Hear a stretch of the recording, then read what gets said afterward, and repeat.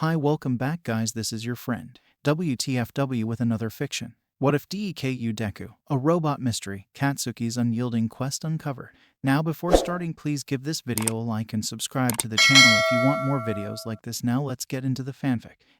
Extras mingled about the school entrance like drooling, knuckle-dragging chimpanzees, gawking up at the green-haired silhouette standing at the roof's edge. Katsuki watched from further away and glowered at the backs of everyone's heads. "Don't do it," one kid called up jokingly. "You have so much to live for." "Do a flip," another urged. Katsuki sneered at them. They pointed and shouted without a care in the world, blind to the danger that thing posed to them all. Machines ran their cars, their microwaves, their hospitals, tricking humans into relying on them. It was only a matter of time before they pulled the plug and watched as everyone drowned in their own stupidity. Katsuki growled, popped some nitroglycerin in his hands, and vowed he would never let it happen. He would become the #1 hero and expose Deku for what he really was. A teacher, noticing that the students hadn't scurried off like startled rats, stepped outside and saw the cause of the commotion. "Midoriya, please come down. It's not safe up there." "Understood," Deku called back. Deku jumped. Katsuki snickered as the teacher scrambled out of the way. Phones waved about as each student jockeyed for the best view of their falling classmate. With a thunderous crack and the screech of warped metal, Deku hit the ground in a kneeling pose. Concrete cracked and buckled in a circle around him. The useless extras oohed and ahed as Deku stood and dusted himself off. The knee he had landed on refused to straighten all the way. Noticing this, the teacher rushed over and said, "Oh God, Midoriya, would you like me to drive you to the hospital?" "No need," Deku said. "This will be simple to repair." As Deku sat down and pulled back his jeans, Katsuki shouldered his way past the extras. A blade protruded from Deku's finger. He slid it through his skin and peeled it back. Underneath, coils of wires wound around gleaming steel beams. His kneecap, warped into a knot, glistened with a layer of oil. A clear membrane held back bright red fluid, a pale imitation of blood. "See," Katsuki shouted. "Nothing but metal and wires inside." "Duh, it's his quirk." "It's not a quirk. That's the lie made up to trick you all into thinking it's human." "Shut up already. I want to see this." A beam of plasma from another finger seared through the twisted metal like butter. Deku pulled out the lump, popped it in his mouth, swallowed, and welded his leg shut. Moments later, Deku tested his new knee. As everyone crowded around, asking Deku a million questions about his quirk, the teacher reminded them all that class was over and made them disperse. Bakugo sullenly looked back at Deku as the teacher fussed over his formerly broken leg and vowed that, one day, he would make them all see the truth. One day, they would all realize that Deku was a robot. Toshinori grumbled to himself as his buff form vanished in a cloud of steam. The slime villain had slipped through his fingers. Scrawny as he was, Toshinori could still use a phone, and he had a rough idea where to look. The deafening booms led him to his target. The viscous ball of slime with eyes had a teenager in its clutches. The kid flung explosions everywhere as the villain forced itself into his mouth. The heroes on the scene stayed back and managed the crowd. Kamui Woods would light up like kindling, Mount Lady wouldn't fit in the cramped alleyway, and Backdraft had raging fires to keep under control. Toshinori turned away, with a prayer that a more suitable hero would arrive soon. Shouts from the crowd made him look back. Another kid marched past Death Arm's barricade, ignoring the hero's shouts to stay out. The slime villain laughed as the kid walked up to him and punched his gelatinous body. When the kid realized that his punches did nothing to the villain and scraping slime off the victim's mouth only gave a second's reprieve, he stepped back.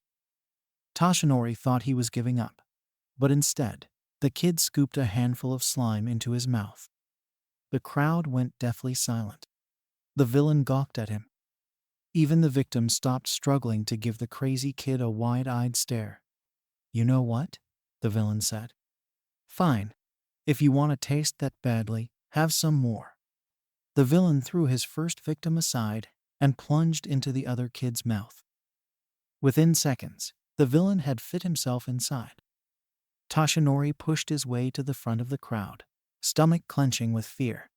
But the kid seemed undisturbed by the villain currently residing in his stomach. Death Arms approached the kid cautiously.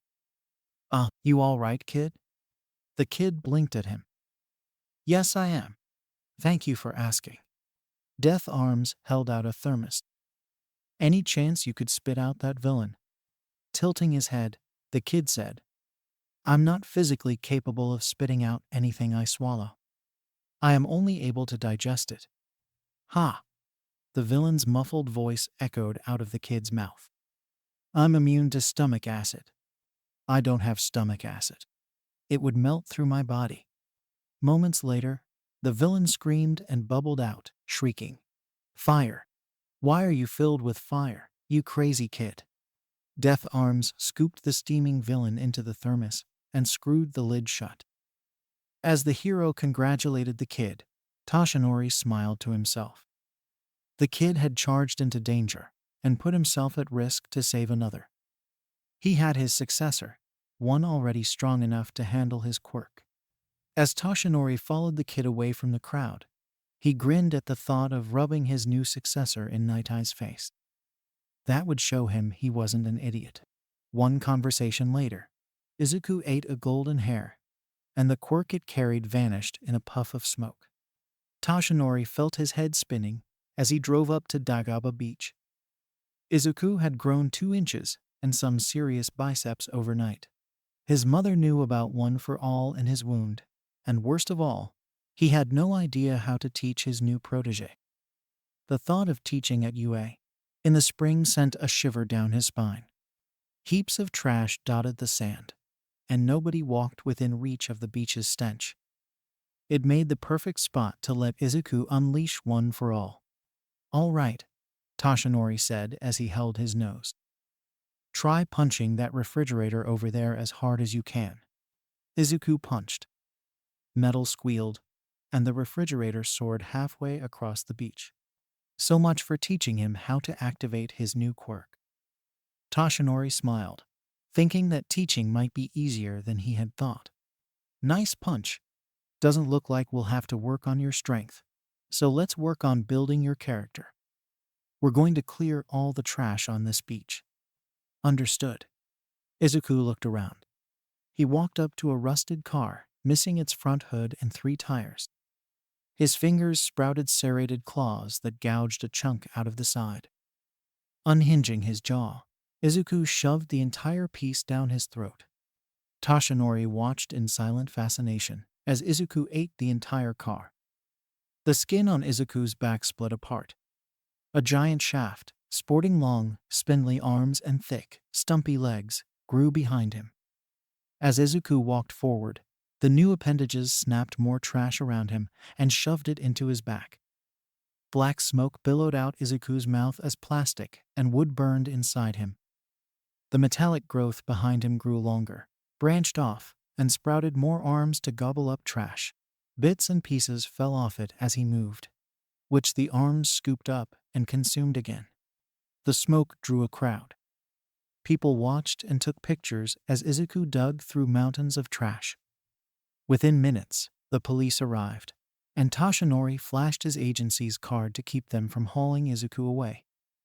News reporters arrived shortly after, and Toshinori put on his best TV face as he spouted off about training the future's heroes. By the time he finished with the interview, Izuku had cleared the beach. All Might gawked at the shambling monstrosity, the size of a city block, that trailed after him. "All done. Where should I put this?" Izuku asked. Toshinori pointed at the pickup truck they had driven in.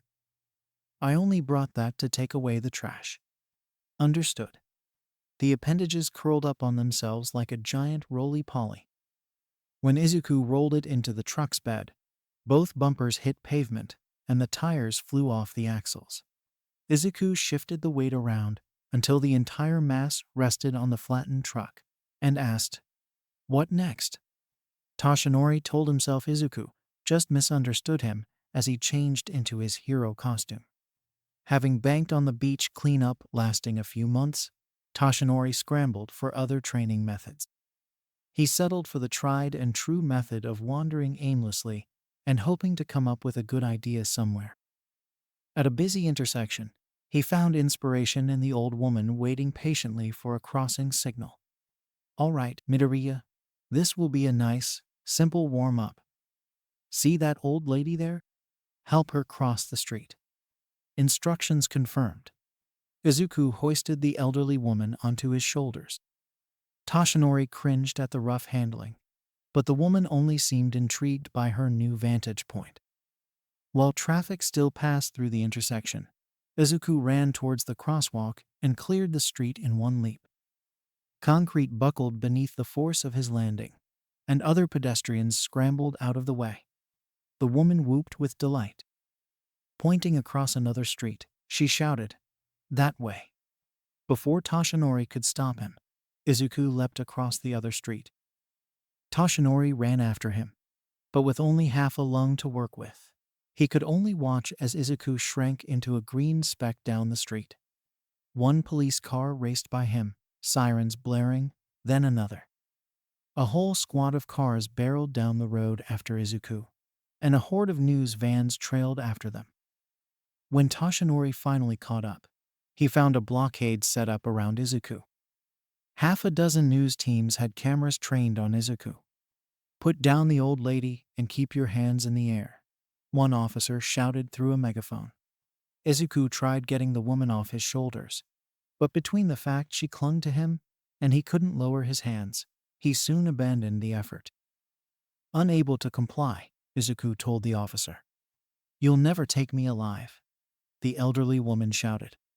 As she happened to be a voice actor for multiple shonen protagonists, the officers mistook her voice for Izuku's and trained pistols on him. "He's resisting arrest. Take him down." Panicking, Toshinori buffed up mid-stride and raced in front of the officers. After a long conversation with Tsukachi over the phone, he managed to talk the officers out of arresting Izuku. The old woman grinned ear to ear as she stepped off Izuku's shoulders. I haven't felt that alive since my husband ran off with some skank. If only I was 50 years younger." Izuku looked her up and down. "Indeed, you are alive. Have a nice day."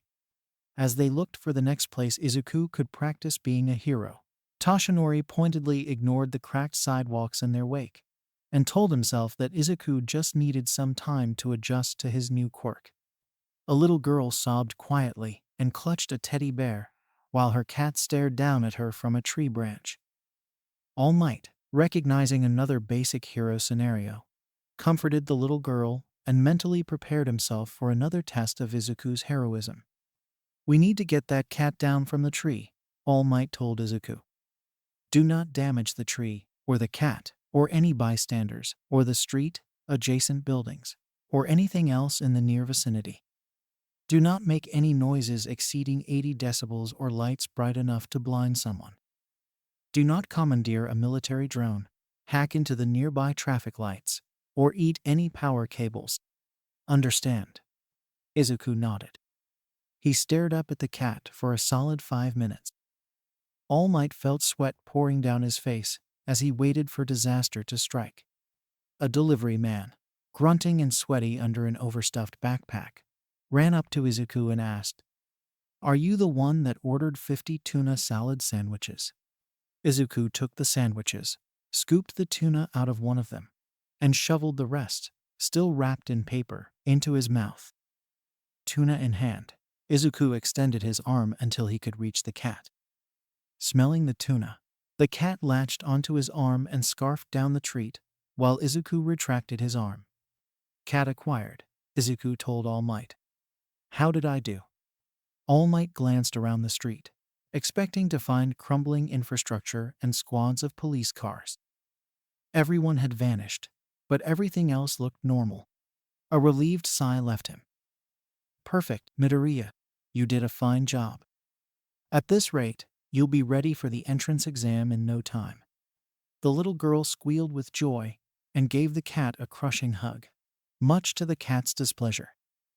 All Might congratulated himself on a job well done and led Izuku to the next random lesson that caught his eye. In a nearby alleyway, a police officer spoke into his radio.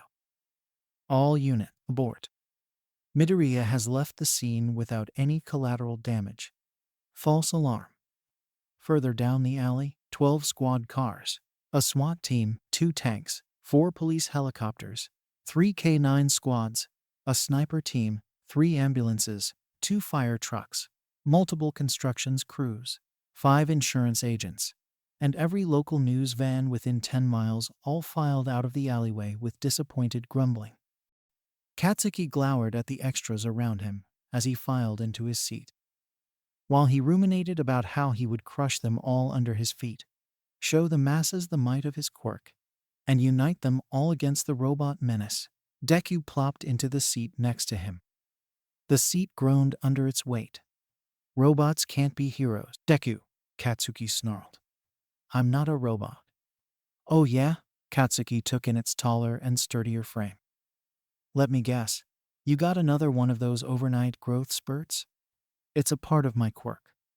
"More like an upgrade," Katsuki sneered. "Hey," a bespectacled student called down. "Please keep it down. You are disturbing everyone else's concentration." "Can it?" 4 eyes. Deku peered up at him and asked, "Aren't you also disturbing everyone's concentration?" The extra's eyes widened, and he kowtowed to everyone around him. "He is absolutely right. You all have my deepest apologies." Katsuki hissed at Deku. "I know what you're planning, robot. I'm watching you." Deku blinked at him and asked, "How do you know I'm going to replace All Might?" As that bombshell went off in Katsuki's head, Present Mike came up to the podium and shouted, "Hey there, listeners. Can I get a big hey?" Silence filled the auditorium. A buzzing noise came from Deku's chest, and a 3D printed metallic "yeah" popped out its mouth. The robot held it up and asked, "Is this what you asked for?" Present Mike chuckled weakly and said, "Not quite the volume I wanted, but very nice." "I see. I could make more, but it would weaken the integrity of my chassis." "No, I don't need any of them." "Oh, okay." Izuku chewed up the word with deafening crunches and swallowed. "All right," Present Mike said awkwardly. "For those of you that didn't take a pamphlet, here's how this will work. We'll start with the entrance exam, which I hope you all studied for. After that is the practical exam, where you'll fight robots until time runs out." A manic grin spread across Katsuki's face. He leapt out of his seat and shouted, "Fuck yeah. Those robots won't know what fucking hit them." "Language," Four Eyes roared. "And how dare you interrupt a teacher?" "So manly," an extra with spiky red hair said, staring at him in awe. He stood and said what he said. "Those robots are going down." As the auditorium devolved into chaos, Present Mike sighed and shouted loud enough to shatter windows 5 blocks away. Once the examinees fell into a stunned silence, tiny drones handed out the exams. Katsuki glared at the robot that plopped an exam next to him, certain that it had sabotaged his test. The thought of taking Deku's crossed his mind, but then he realized that the robots wanted him to steal a test and sabotage Deku's instead. Smugly certain he would outsmart them, Katsuki put pen to paper. To his irritation, and everyone else's amazement, Deku finished in 30 seconds. "Start," Present Mike shouted. Everyone stared at him in confusion until the sound of footsteps caught their attention. Like a flock of birds, the sound of one taking off had them all running. Ida fired up his engines and sprinted deep into the city, thinking to find more robots the deeper he went. Every robot he passed had its head caved in. Further along, the robots showed no signs of damage, but they remained unmoving all the same. "I think there has to be some kind of mistake," Ida shouted, hoping someone would hear. These robots hadn't been turned on. That's where you're wrong, little listener, Hisashi called from half a mile away. Another examinee turned those off. Better hurry if you want some points. Inwardly panicking, Ida sprinted to the far edge of the city, where he saw Izuku backflip over a robot and hit the switch on its head. Izuku looked around and said, "All targets neutralized, awaiting further orders." Ida felt his heart drop. All his practice and training, spurning his brother's offer of a recommendation, all made meaningless by a single student in a couple of minutes. "There has to be something I can do," Ida muttered weakly. As if in answer to his prayers, the ground shuddered. Concrete split open, and buildings fell aside as a mechanical behemoth lumbered towards the milling students. Ida backpedaled and said, "That's the 0-pointer. We should get out of here." Izuku didn't move. He stared inquisitively at the giant robot and said, "There's someone trapped in front of it." Ida froze mid-step. Peering at the rubble, he could just make out a cream-colored blob amidst gray chunks. "She'll be fine. This is just a test, after all." The robot raised its foot. Izuku pointed his right hand at the behemoth. His wrist ballooned outward, while the fingers shrank into the opening. A green sphere pulsated inside the hollow barrel. With a high-pitched whine, emerald light burst from the cannon and slammed into the robot. White-hot metal gushed down its back. The 0-pointer shuddered, its lights flickering, and toppled backwards with a deafening crash. Ida gawked at the fallen robot. "That was incredible. Truly, I am not deserving of being here, if these are the standard students at UA are held to." As the dust settled, Nezu spoke through an intercom. He sounded manic, and the occasional giggle punctuated his voice. "I have bad news and good news. Bad news, 3 students destroyed all the robots. Well, except in Area C, but no one cares. Good news, we have plenty of experimental models to test. Yes, test. Test to your heart's content. Test after test after test. We'll have so much fun." The rodent's maniacal laughter echoed across the empty buildings. The ground shuddered, the Imperial March played, and battle droids straight out of a Star Wars movie marched out of underground bunkers. As Ida ran for cover from blaster fire, he shouted, "This wasn't on the pamphlet."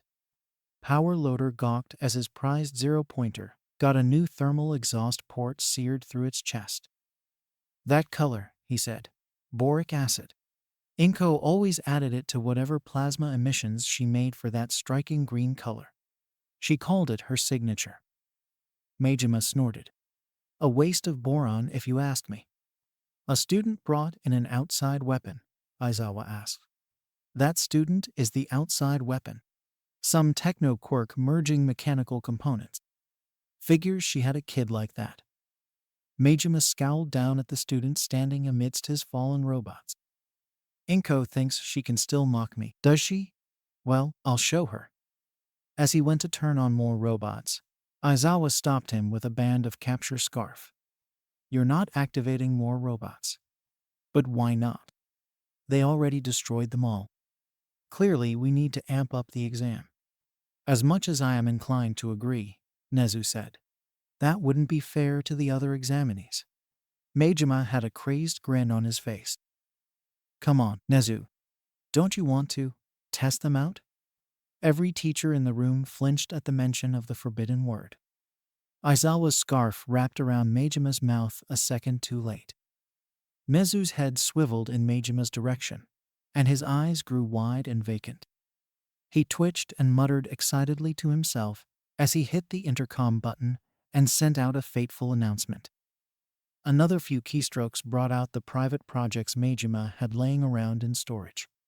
"Those better not kill our students, Majima," Aizawa hissed as he stared down at the battle droids marching against the fleeing teenagers. "Relax," he said once Aizawa removed the gag. "They're all programmed with the same combat protocols as the standard bots, I think." Aizawa left Majima tied up, while he ran over to an emergency box and broke the glass with his elbow. He took out the electric tea kettle and a bag of gold tips Imperial. Remind me again why this stuff takes 25 minutes to brew, Aizawa asked as he read the instructions. If you have any better ideas, I'm all ears, Midnight said as she tried to pull Nezu away from the panel. The principal flung her over his head and hog-tied her with her own whip. As she writhed on the floor, a ball gag inexplicably appeared in her mouth, and half her clothes fell off. The remaining teachers more sensibly cowered in the corner of the room and prayed to whatever deity they thought might hear them. Aizawa gave a long, suffering sigh and turned on the kettle. Katsuki studied the crumpled wreckage of the zero-pointer. A deep, jagged hole pierced its chest, and its lights flickered feebly. Shitty hair, Katsuki said solemnly. I may have only known you for 5 minutes, but you proved yourself on the battlefield today. I swear your sacrifice won't be in vain. Metal squealed, and a plate shot into the air. Battered, sporting a bloody nose, and still smoking from his nitroglycerin-propelled launch, Kirishima crawled out of the wreckage with a huge grin on his face. He raised both arms high and shouted, "That was manly. Quit standing around and find more robots to punch." "Yes, sir." Kirishima looked around at the smoldering wreckage lining every street. I think they ran out. That's what they want you to think. There's always more robots. Sneaky bastards. On cue, a section of road slid aside, and battle droids marched out. Katsuki smirked. They're bringing out the big guns for me. About time. As Katsuki hurtled towards their formation, the battle droids turned about and opened fire. Katsuki darted through the blaster bolts and tore into their front ranks. Metallic limbs flew, and heads shrieked as Katsuki yanked them off their bodies. "Retreat," the droid commander called. "Run away." The droids panicked and dropped their weapons. As they ran, Katsuki blasted them apart and Kirishima smashed heads and torsos with his hardened fists. In an alleyway, one droid dragged another to relative safety. The fallen droid's chest smoked from a gaping hole, and its right leg had snapped in two. With a weak cough, the fallen droid said, "Leave me and save yourself, XZ-182. My capacitor's blown out." "No, you can still make it. Just hold on. Tell my kid Cough that I have positive associations with his existence." The droid's lights winked out. XZ-182 held its fallen companion and shrieked, "No, come back. You still have your primary directives to carry out." Katsuki hacked his way through a wooden door with the severed head of a droid. Through the broken wood, Katsuki said maniacally, "Here's Johnny." XZ-182 screamed as Katsuki blew it to smithereens. In the smoking aftermath of the battle, a tiny droid, shorter than the rest, stumbled through the wreckage until it found the remains of its designated parental unit. It picked up the droid's lifeless head and pressed it against its own, vowing revenge on the human that had massacred them all. A shadow loomed over the diminutive droid. It froze in terror and slowly looked back. Katsuki let loose a few pops of nitroglycerin and said, "Whoops, looks like I missed one." The teachers stared in open confusion at the robots, disturbingly human-like antics. As one, they all looked at Power Loader. The support teacher shrugged and said, "I was super drunk when I programmed those." Facing down an army of battle droids, Izuku consulted the internet for the best possible method of dealing with clankers. The internet said lightsabers and acrobatics. Seconds later, Izuku grabbed a lightsaber out of his chest and did a double front flip into the middle of the droid army's ranks. Up in the viewing deck, Cementos asked, "Is that a lightsaber?" "What? Inko made one too? I have to see this." Power Loader struggled against the capture scarf pinning his arms to his sides. Aizawa scowled over the electric kettle and said, "You're on timeout for saying the T-word. Come on, please. I'll make sure the robots don't do anything too dangerous." "They'll be fine. Now sit down." At that moment, Minta flew into the window. As Maita slid down, ogling midnight before he fell off, Aizawa released Power Loader. Fine, but you better. Majima leapt to the window and said, Yes, this is everything I ever wanted. Aizawa sighed and went back to the tea. As Izuku hacked his way through the droids, Ida crashed through their ranks and kicked their heads off. Izuku observed the carnage he made and said, quote, that appears far more efficient than lightsabers. The droid army, in full disarray, said, What do we do? The tactician droid smugly laughed and said, Fret not, puny droid. I have the perfect plan. It's... A lightsaber speared the tactician droid from behind. As Roman 15-287 held the dying tactician droid, it whispered, Hit it until it dies. As the tactician gasped and shut off, the droid shouted, You heard him. Group up and hit it until it dies. The clumps of droids fell like wheat with each swing of the lightsaber, and blasters made for poor melee weapons. As the survivors ran away, a shuddering cough stopped them. 4 lightsabers sprang to life as General Grievous stalked forward. Ida backed away, and Izuku blinked at the new arrival. His mother taught him exactly how to respond. In the voice of an actor 2 centuries dead, Izuku said, Hello there. From the viewing deck, Majima shouted, Yes, it's everything I imagined. Come on, Grievous, I programmed your lines.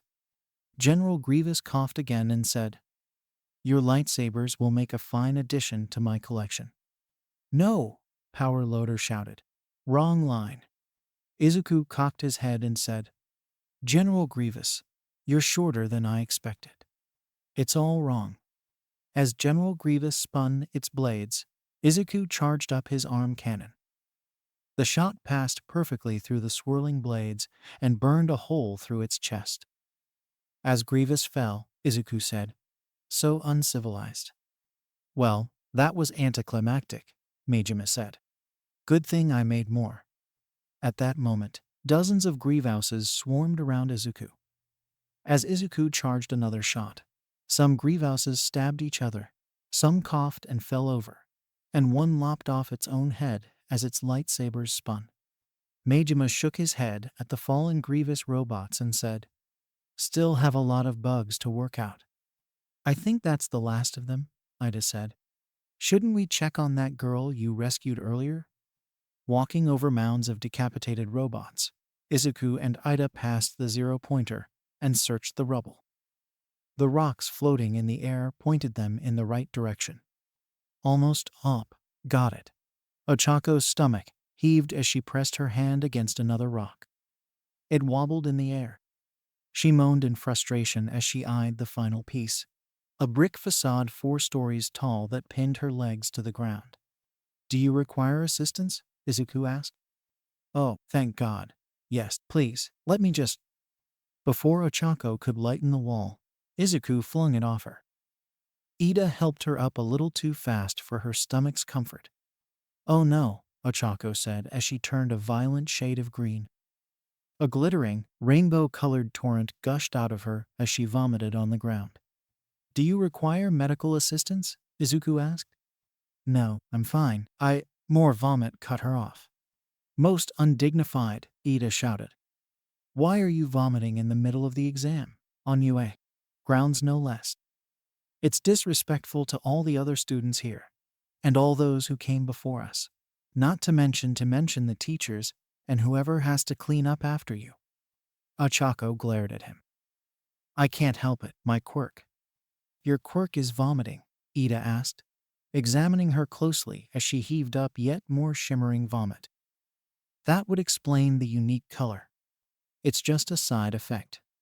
Analysis complete, Izuku said. Analysis suggests that you either have quirk-induced nausea or cancer. Saw blades and scalpels sprang up at the end of Izuku's hands. Commencing recommended cancer treatment.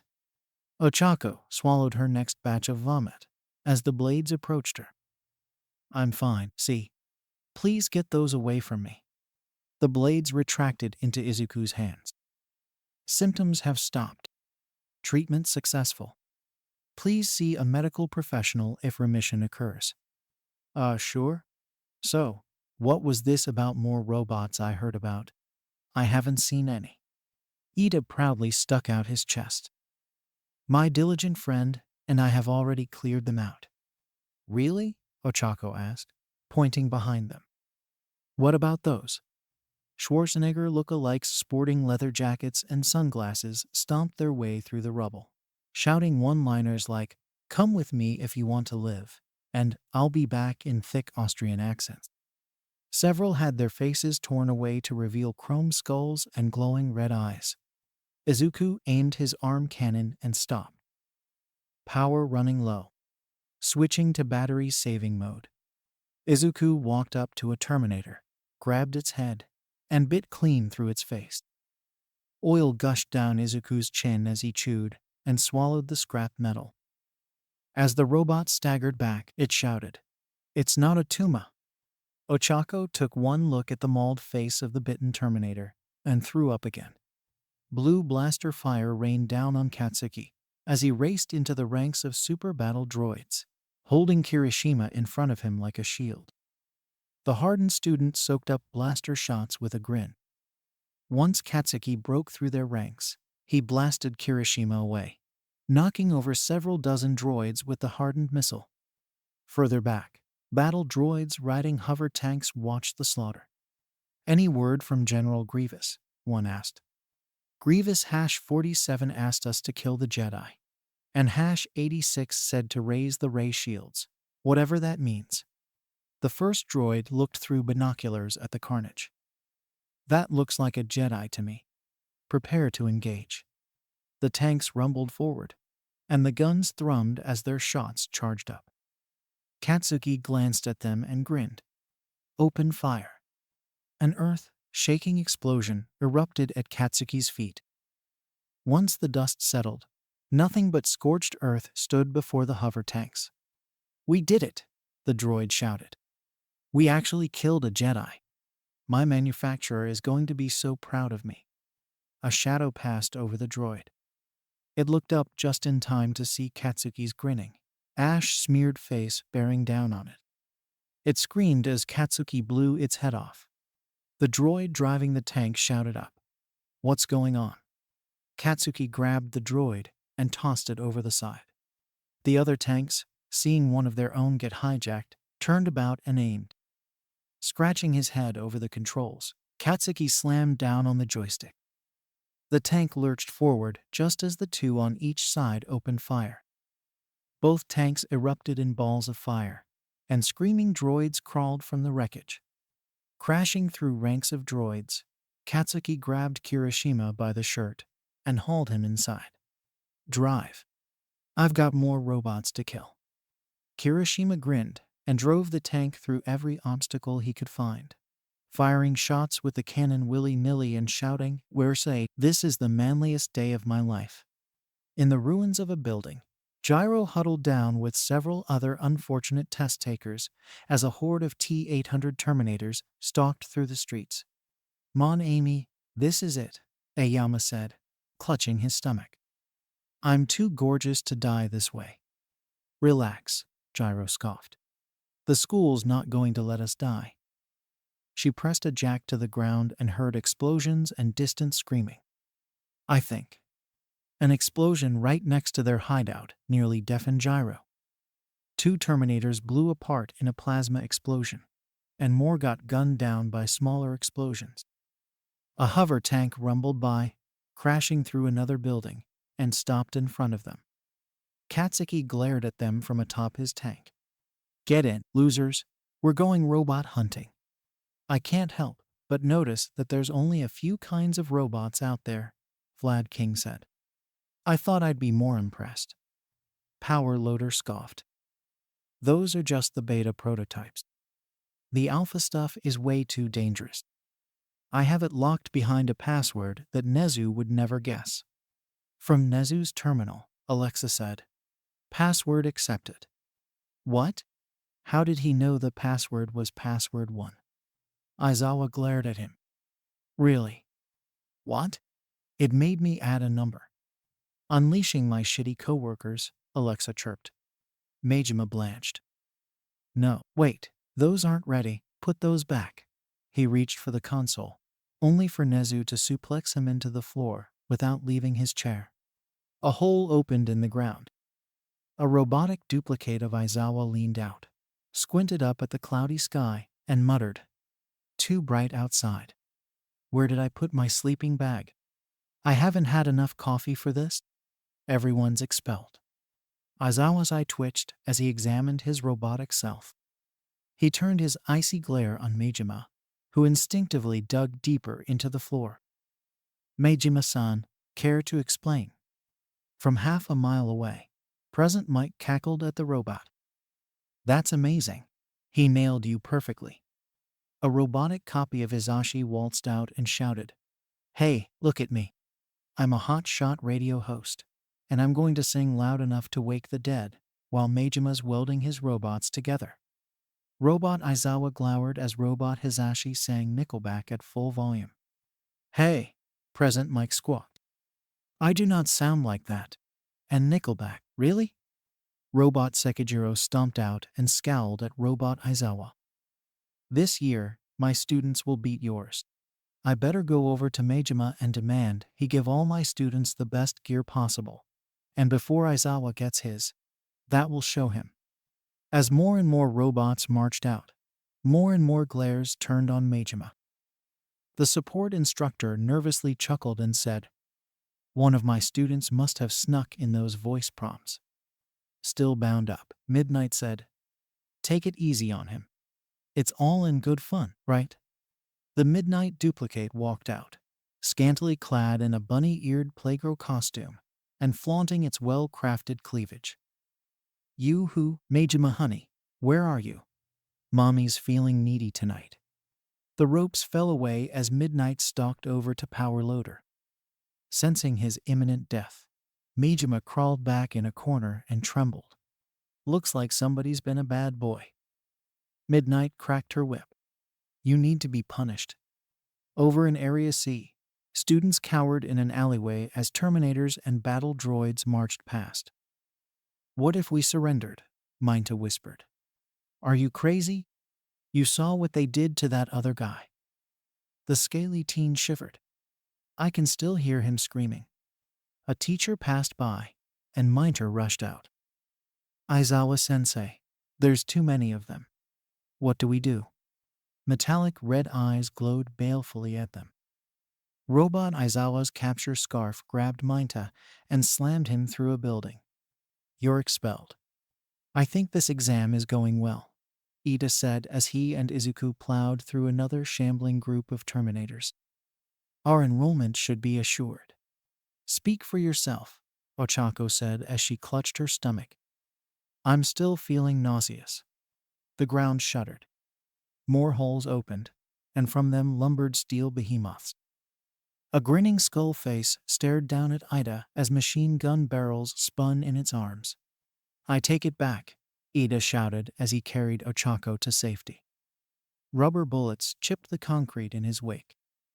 "We are highly unprepared for this turn of events."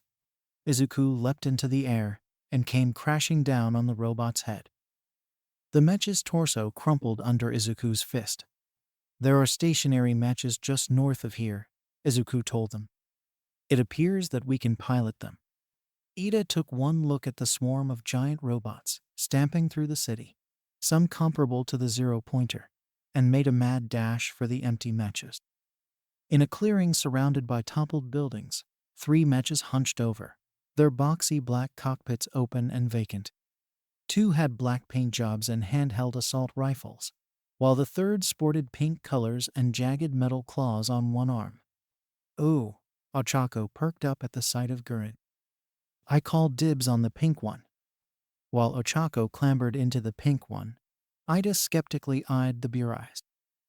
"Are you sure we will be able to pilot these?" "Why wouldn't you? The controls are quite simple to understand." "Really? I'm glad that whoever designed these had usability in mind designing their interface. Very responsible of them." The moment the hatch of the Gurren closed, it spun in circles violently enough to stir up a dust cloud.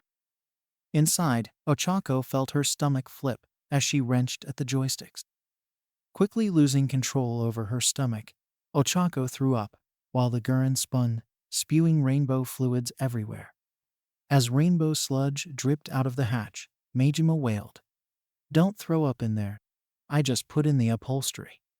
Meanwhile, Ida frowned in confusion at the perplexing wall of buttons and dials in front of him. He gripped the two joysticks and said, "Izuku said this would be simple, and I should trust in my companion. This should be the throttle, right?" When he inched both throttles forward, missiles fired out of the Burai's shoulders. As two matches rounded a corner, they both took missiles to the face and fell in smoking heaps. Whoops! Maybe this one. A slash Harkin grabbed a building, yanking Ida forward. As he fell, he slammed into another match and crushed it beneath him. "I have to get back up. Maybe this button would help." Rockets sprang to life on his legs, plowing the fallen mech forward. He hit two more matches along the way and ground them to scrap. As Ida crashed into a building and brought it down on yet more matches, Majima smiled in approval. "I'm impressed he knows how to pilot that." "We're screwed," Jiro said as Kirishima rammed the tank into a giant robot. "We are so screwed." The robot grabbed the tank on either side and tore it in half like a plastic bag. Jiro and the other students on board tumbled out like fruit snacks. Bakugo launched himself through the air and blew a hole through the robot's torso like a very angry jalapeno wasabi fruit snack. "Screw you, I was still using that," Kirishima shouted at the smoldering remains. Guys?" Jiro asked. "Now what?" "What do you mean now what?" Bakugo asked. He pointed at a throng of giant robots. "We fight them, of course." "On foot?" Zero asked. "We'll be crushed. Literally." Jiro plugged her amp into the ground. Thanks to the magic of sound waves and plot convenience, she found a horde of humanoid robots just around the corner, painted in variations of red, white, and blue patterns. Each had guns or swords crossed behind their backs. "Sweet," Zero said. "We can use the mechas to destroy the mechas." Bakugo walked up to one and blew it to smithereens. As he went to the next one, Zero held him back with a roll of tape. "What the heck, man? We can use those." Bakugo pressed his face into Zero's and gave him a deranged, wide-eyed stare. "That's what they want you to think. They make things easy at first, then you get complacent, and that's when they get you. Well, it's that or get crushed by giant robots. I think I'll take my chances." Zero hopped in one, and the hatch slammed shut. Seconds later, every part on the robot vibrated violently. It collapsed into a heap with Zero still clutching the twin joysticks, head rattling from the vibrations. "Guess I picked a lemon," he said shakily. Bakugo, grinning, gestured to the next and said, "Go right ahead, try another. Maybe then you'll see I'm right." "You know, I wasn't going to, but now I will, just to prove you wrong." Zero examined the next one and gave it a cautious tap. Assured of its structural integrity, Zero hopped in. After it closed, smoke poured out of every crevice of the mech. The hatch flew open, and Zero staggered out, covered head to toe in soot and missing an eyebrow. "Nope, I've had enough.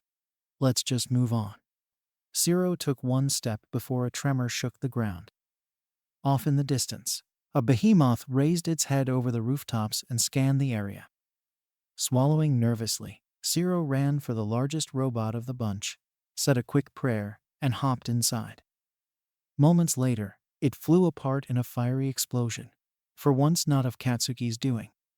Hair splayed back and slightly charred on the front, Zero stared out from the crumpled heap of his cockpit. He wrapped his tape around another robot and toppled it. "Nope, I'm done. Destroy them all." Bakugo grinned. "Gladly." Purple Sutherlands darted around the corner, guns blazing. "Glory to Britannia," they shouted. "Surrender filthy 11s, and we might spare your pathetic lives." Izuku drew a superheated metal blade, its length shimmering with an orange glow. Zipping through gunfire, Izuku slashed through 4 Sutherlands, detonating their fuel reserves. Off to the side, Ochaco batted aside 3 lances and slashed their wielders to scraps while she spun. And Ada took out 2 by falling on his back as 2 Sutherlands charged from both sides, impaling themselves on the other's lance. The Lancelot, more imposing than its smaller brethren, drew a shimmering green blade and met Izuku head-on. As their blades clashed, a foot crushed the Lancelot flat. The owner of the foot, a red and black monstrosity with a huge grinning face, took off its shades and batted Izuku aside with them. His mech fell apart as he landed inside a building. Kaminari stared in shock at Izuku as he clambered out of the wreckage. "Dude, you can pilot those things?" Izuku looked back at the mangled wreckage of his burai. "This one can no longer be piloted. I recommend finding an alternative means of destroying robots." Right. Ada and Ochaco both landed inside the building. Ochaco groaned as she flopped to the ground and said, "Ugh, I can feel the earth spinning. You seem to be suffering from severe motion sickness, or you have cancer." Preparing surgical equipment. Ochaco sprang to her feet. "I'm fine." The Gurren tore off the roof and grinned down at them. Ochaco swallowed and said, "I'm less fine now." Kaminari smirked. "Don't worry, I'll send this one packing." 10 million volt highly discriminate shock. In true discriminatory fashion, the electricity spewed homophobic slurs as it shot at the Gurren. However, the electricity curved around and struck Izuku instead. Oops? Izuku audibly hummed as his battery accepted the overloaded power. Charge complete. Returning to high-performance mode. Green charged plasma burst through the Gurren's torso, coming out the other side in a spiral shape. Sato glanced up at the collapsing mech and back at the student that put a hole in it and asked, "Mind if I come with you guys?" "What?" "No, I'll be fine by myself," Kaminari said, his voice slurred. "Those robots won't know what hit them." A Terminator dropkicked him from across the room. It had both hands around Kaminari's throat before Izuku sliced it in half with his lightsaber. Panting hard and given a thorough vibe check, Kaminari wizened up and said, "On second thought, I don't mind giving you a hand." "Is that tea almost done?" Present Mike shouted from a mile away. "Feels like this test's been going on for 4 weeks." "Yeah, hurry up on that," Power Loader chimed in. "I think I'm running out of robots." "How are you running out of robots? You've got Borg and Cybermen out there. Aren't those the same thing?" "They're not, you Philistine. One's a cybernetic hive mind that incorporates any organics they run across in Star Trek, and the other is a cybernetic hive mind that incorporates any organics they run across in Doctor Who." "Enough, you two," Aizawa snapped. 5 more minutes on the tea. Then we get to clean up this mess." Nezu, having heard that, stopped sending orders to the army of robots at his fingertips and called up the big boys. Off in Test Area C, which lacked a walking weapon of mass destruction or a walking weapon of mass destruction with attitude problems, Koda and Mainta huddled together in a cramped hollow beneath a toppled building with a group of terrified, generic students. Just outside their meager shelter, a swarm of Daleks floated past, shouting "exterminate" in tinny voices as they fired lasers at some poor victim. Cybermen stomped past, stopping to peer into the abode as the students all scurried behind rocks before moving on. "Dude, are those flying trash cans? I bet we could take those." "You bet we could take the battle droids, and look where we ended up," another student snapped, who sported blaster burns on his back. "Just shut up and hope we don't get caught." "Should we make a break for it?" one whispered. "Are you kidding?" Mainta asked. "Last time we tried, this human-looking robot yeeted me into a wall. I'm still picking masonry out of my hair." He pulled a brick out from behind his ear and said, "See? Koda wished he had an animal to talk to. Of course, they all had the sense to flee the area the moment robots from every major franchise opened fire in the streets. A rumble in the ground silenced the students. The earth groaned as the largest opening yet slid open in their mock city. From the gaping abyss, a robotic leviathan, shaped like a bipedal dinosaur, lumbered onto the streets, shattering concrete and shaking the ground with each step. As it loomed over the ruined edifices around it, Mechagodzilla let out an ear-splitting roar that shattered every pane of glass around it. As one wall gave out from the quakes, exposing the students both to the giant robot dinosaur and the assembled armies milling about the streets, Minta fell to his knees, crying as he wailed, "I want to go home." The Cyberman that threw Minta half a mile didn't quite have the upper arm strength to oblige his request, but at least it made the effort. "Jet fuel can't melt steel beams," Kaminari said woozily from Izuku's back. Sparks ran along Izuku's body as he fired a laser beam through a battalion of Robocops. "Is he okay?" Ochaco asked. "It's his quirk, apparently," Sato said. "He gets stupider as he uses it." "The moon landing was a hoax," Kaminari shouted. Bending Rodriguez leapt out of alley and swung at Ida. Laughing, the robot bent over and said, "Bite my shiny metal ass." "Okay?" Izuku chomped a hole in the metal. Bender looked at the damage, said, "My programming isn't designed for this shit," and unscrewed his own head. "The earth is flat. I don't see it curving underneath our feet, can you?" "Warning, low battery," Izuku said, looking back at Kaminari. "I estimate I have 2 minutes of run time until Kaminari Sen's ick hits the single digits. COVID isn't real. It's a hoax invented by Bill Gates to put microchips in the vaccines." Ochaco shuddered. "If that's what he's saying now, I don't want to know how much stupider he can get." The ground shook. 3 robotic, serpentine heads slithered from the depths of UA, each scanning their surroundings and firing plasma beams at anything that moved. Izuku pinched Kaminari, shocking him into shocking Izuku until he had no charge left. Kaminari dropped to the ground with a dopey grin, giving the sky a thumbs up and mumbling, "Aliens made the pyramids."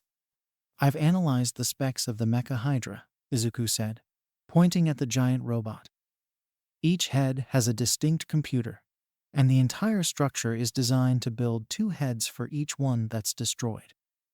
The only way to disable it is to simultaneously destroy all 3 computers located in different spots in each head."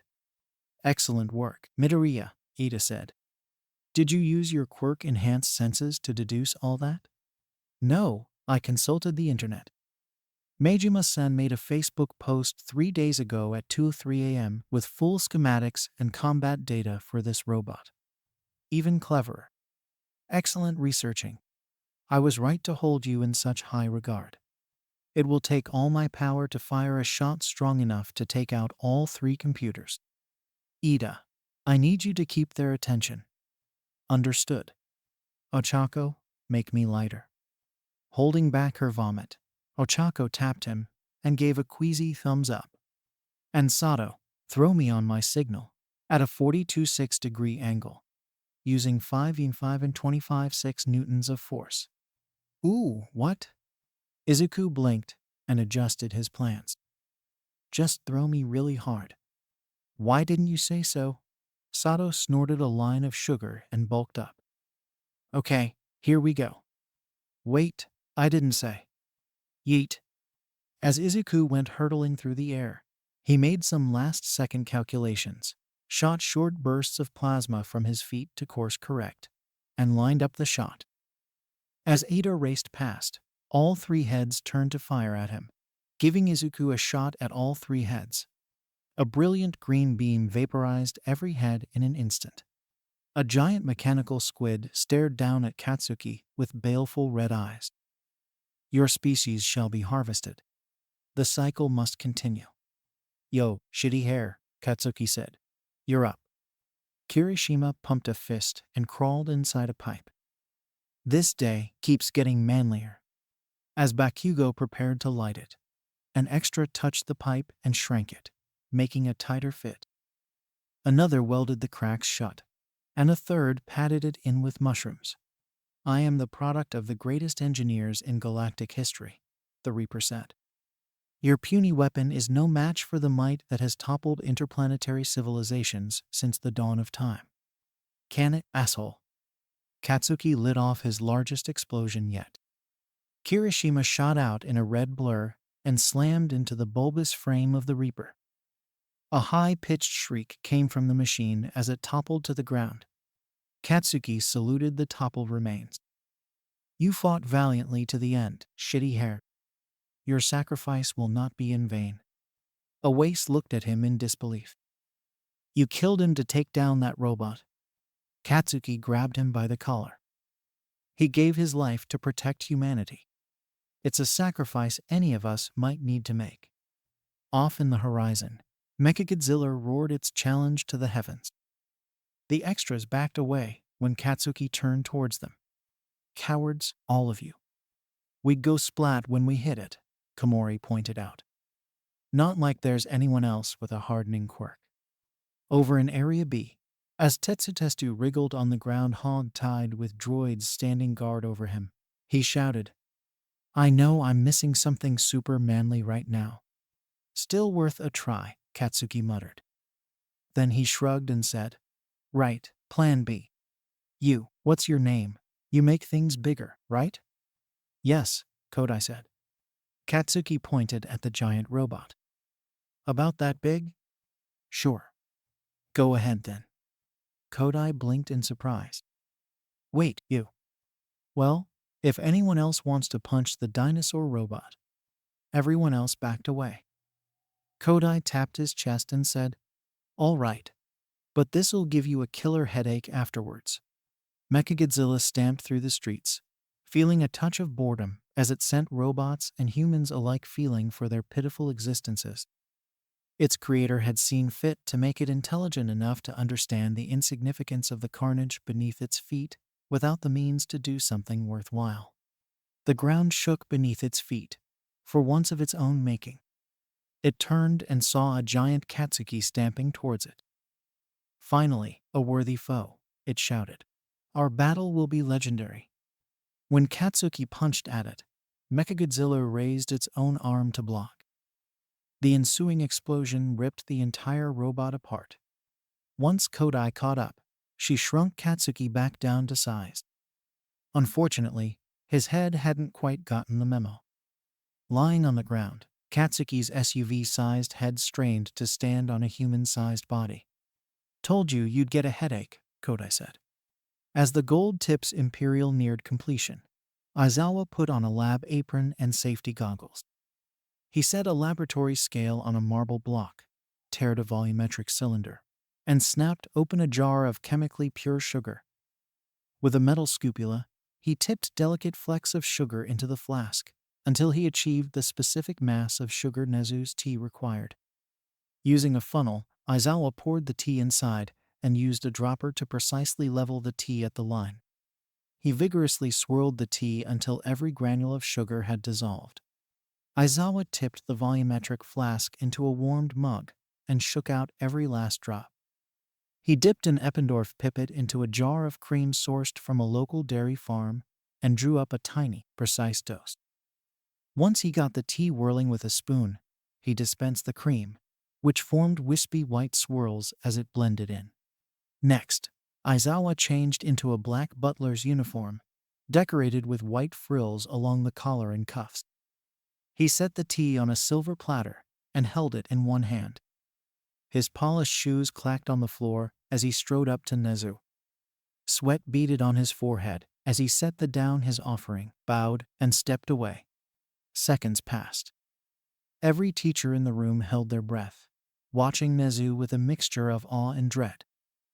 Nezu's paws darted across the keyboard, and he stared wide-eyed at the screen with pupils large enough to see stars in broad daylight.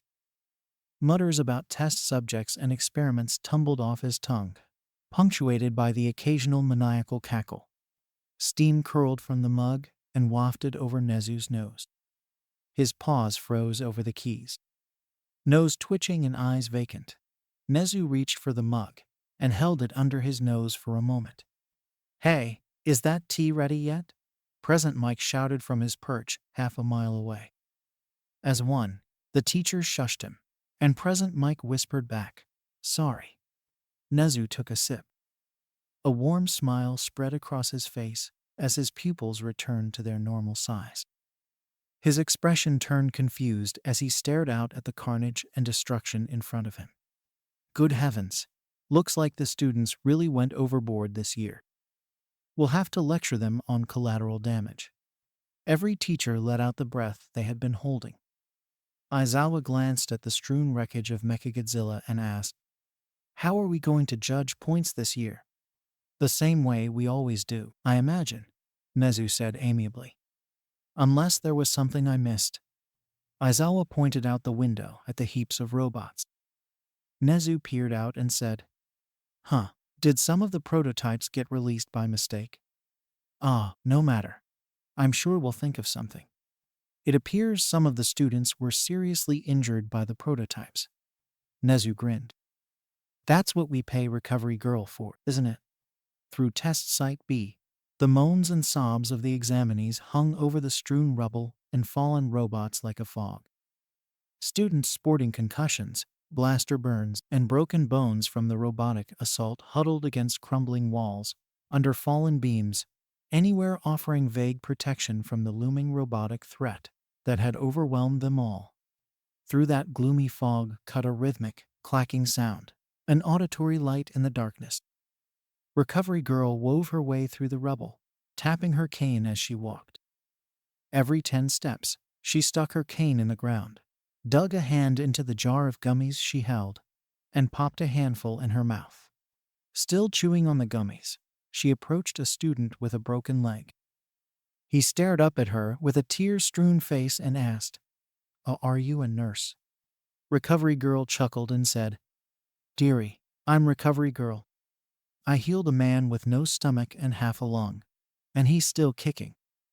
Now, let's take a look at that leg, shall we?" The student gritted his teeth and pulled up his pants. Recovery Girl tutted at the swollen, purple lump below his knee. "Just a smooch, and it'll be all better. This won't hurt a bit." The moment her lips caressed his bruised skin, the student screamed in agony. Flesh writhed as the bone fragments wriggled back into place and fused together. As the swelling died down, the student screamed, "Just cut it off. Please, make it stop." "All better." Recovery Girl held out her jar of gummies and said, "Here, have one. Healing like that takes a lot out of you, and these will perk you right up." Still sobbing, the student took a gummy with shaky fingers and chewed it. Within seconds, their expression turned vacant, their eyes staring out into the cosmos. A shudder ran up their spine, and their pupils grew large enough to turn their entire eyes black. The student giggled and stroked a polka-dot pink giraffe that only he could see. As she strode up to the next student, whose right arm hung limp as a cooked spaghetti noodle, he gave a squeamish glance at the student currently tripping enough balls to fill every McDonald's mosh pit in the world. He said a quick prayer and asked, "Can I have the gummy first?" Recovery Girl shrugged and held out the jar. "All the same to me, Sonny. Now let's fix that arm of yours." As the gummy kicked in, Recovery Girl kissed his broken arm. The student stared numbly at the arm as it writhed like a snake until it straightened out. He tried to bend it back over, but Recovery Girl swatted at him with a cane until he stopped. Once she drugged up and healed the students at Site B, she turned towards Site A and marched forward, scarfing down gummies as she went. The moment Izuku shot the Mecha Hydra, the force from his plasma projectile slammed him through a brick wall. The side of his face slammed on stone, wrenching his head aside. Undeterred by the damage he had taken, Izuku shoved his way out of the rubble. Ida rushed over to where Izuku had landed. To his relief, his future classmate stood and stretched his arms. "Most excellently done, fellow student. Your plan was flawlessly executed, and I am honored to have been a part of it. Ochaco and the others arrived next. She pointed in horror at Izuku and said, "Your head's backwards." Izuku looked down and saw his own backside. "Ah, one moment please. I shall recalibrate my next rotation." Seizing his head with both hands, Izuku wrenched his own head aside with a sickening snap. Turning back around, Izuku rolled his neck and said, "Recalibration complete. Thank you for providing feedback on my hardware issue." Ida gasped and said, "My word. You should have left such a grievous injury to a professional medical expert." The others covered their mouths, turning green. Ochaco ran aside and vomited rainbows on the ground. Kaminari, wobbling on his feet and giving everyone a vacant expression, meandered up and said, "Hey guys, where'd that giant lizard go? I wanted to touch it." He noticed the rainbow puddle on the ground. "Ooh, what's this stuff?" Before anyone could stop him, Kaminari dipped his fingers in the puddle and licked it. Tastes like Skittles." Ida's mouth flapped open and shut, as if he were giving a stern lecture, but not a whisper of air left his throat. Izuku stared nonchalantly, blissfully unaware of the horror unfolding before him. The others buried their faces, too embarrassed to give Kaminari a much-needed reality check. Ochaco stared back and forth between Kaminari and the vomit he had just tasted. Her cheeks bulged. Then she vomited another torrent of rainbows at Kaminari's feet. Kaminari looked at the vomit, then his fingers, then Ochaco, then back at the vomit. As fried as his brain was, it eventually gathered the disparate facts, compiled them in a semi-coherent report, and announced them before an assembly of the few functional neurons he still had rattling around his skull. Kaminari licked his fingers again, still struggling to come to terms with the reality unfolding around him. Sato sprinted away, struggling to keep down his own breakfast. Ida's face turned blue as his lungs stopped functioning. Ochaco gave Kaminari a bewildered stare before vomiting a second batch. This time, Kaminari's eyes widened with shock. He wiped his fingers on his shirt, backed away from the puddle, and tried to scrub his tongue with his hands. Watching the chaos unfold, Izuku asked, "Should I sample some of the strange liquid as well?" Ida's eyes rolled into his sockets, and he collapsed. Ochaco gave one last dry heave before joining him. Staring at his own hands in horror, Kaminari said, "I'm never using my quirk again." As Izuku's group headed towards UA's testing facility, the rhythmic tap of Recovery Girl's cane caught their attention. Izuku's mechanical eyes zoomed in on the elderly hero. Shuzenji Chiyo, Recovery Girl, currently employed at UA, born April 4th, 2076, registered quirk heel, frequently purchases Yoroi Musha brand arthritis cream, and has House and Dexter listed as favorite series on her Netflix account. "Dude," Sato said, "that's hella creepy." Eyeing the students, Recovery Girl said, "Looks like you're in better shape than the others. Still, can't hurt to pass around a few gummies. They'll perk you right up." Sato grinned. "Gummies? Awesome. I could use a top off." He popped a handful in his mouth. After he swallowed, his whole body rippled. Muscles bulged out, ripping his clothes. With a booming laugh, Sato stomped the ground hard enough to stagger everyone around him. "These gummies are amazing," Sato bellowed at the heavens. "Time to kick God's ass." After Sato sprinted off in another direction, Kaminari dashed up to her and said, "Me next. I'm gonna get super jacked." Kaminari took a whole mouthful and swallowed them whole. A high-pitched hum came from him as his whole body vibrated violently. Then, with the sound of a cathode TV losing power, Kaminari's eyes dimmed, and the vibrating stopped. He held up one hand and wriggled his fingers in front of his face. "When did I get so many fingers?" Kaminari giggled. "I could hold so many controllers with these." "How about the rest of you?" Recovery Girl asked. "Any injuries I should know about?" "Well, I am feeling a bit nauseous," Ochaco said. Recovery Girl held out the jar.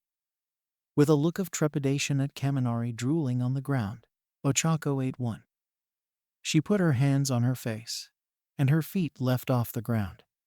Wow, I feel amazing, Ochaco said. It's like I'm floating. Recovery Girl turned to Ida. One for you, dearie. No thank you, madam. My parents instructed me never to accept unknown substances from strangers. And those gummies of yours seem to have highly irregular side effects for everyone taking them.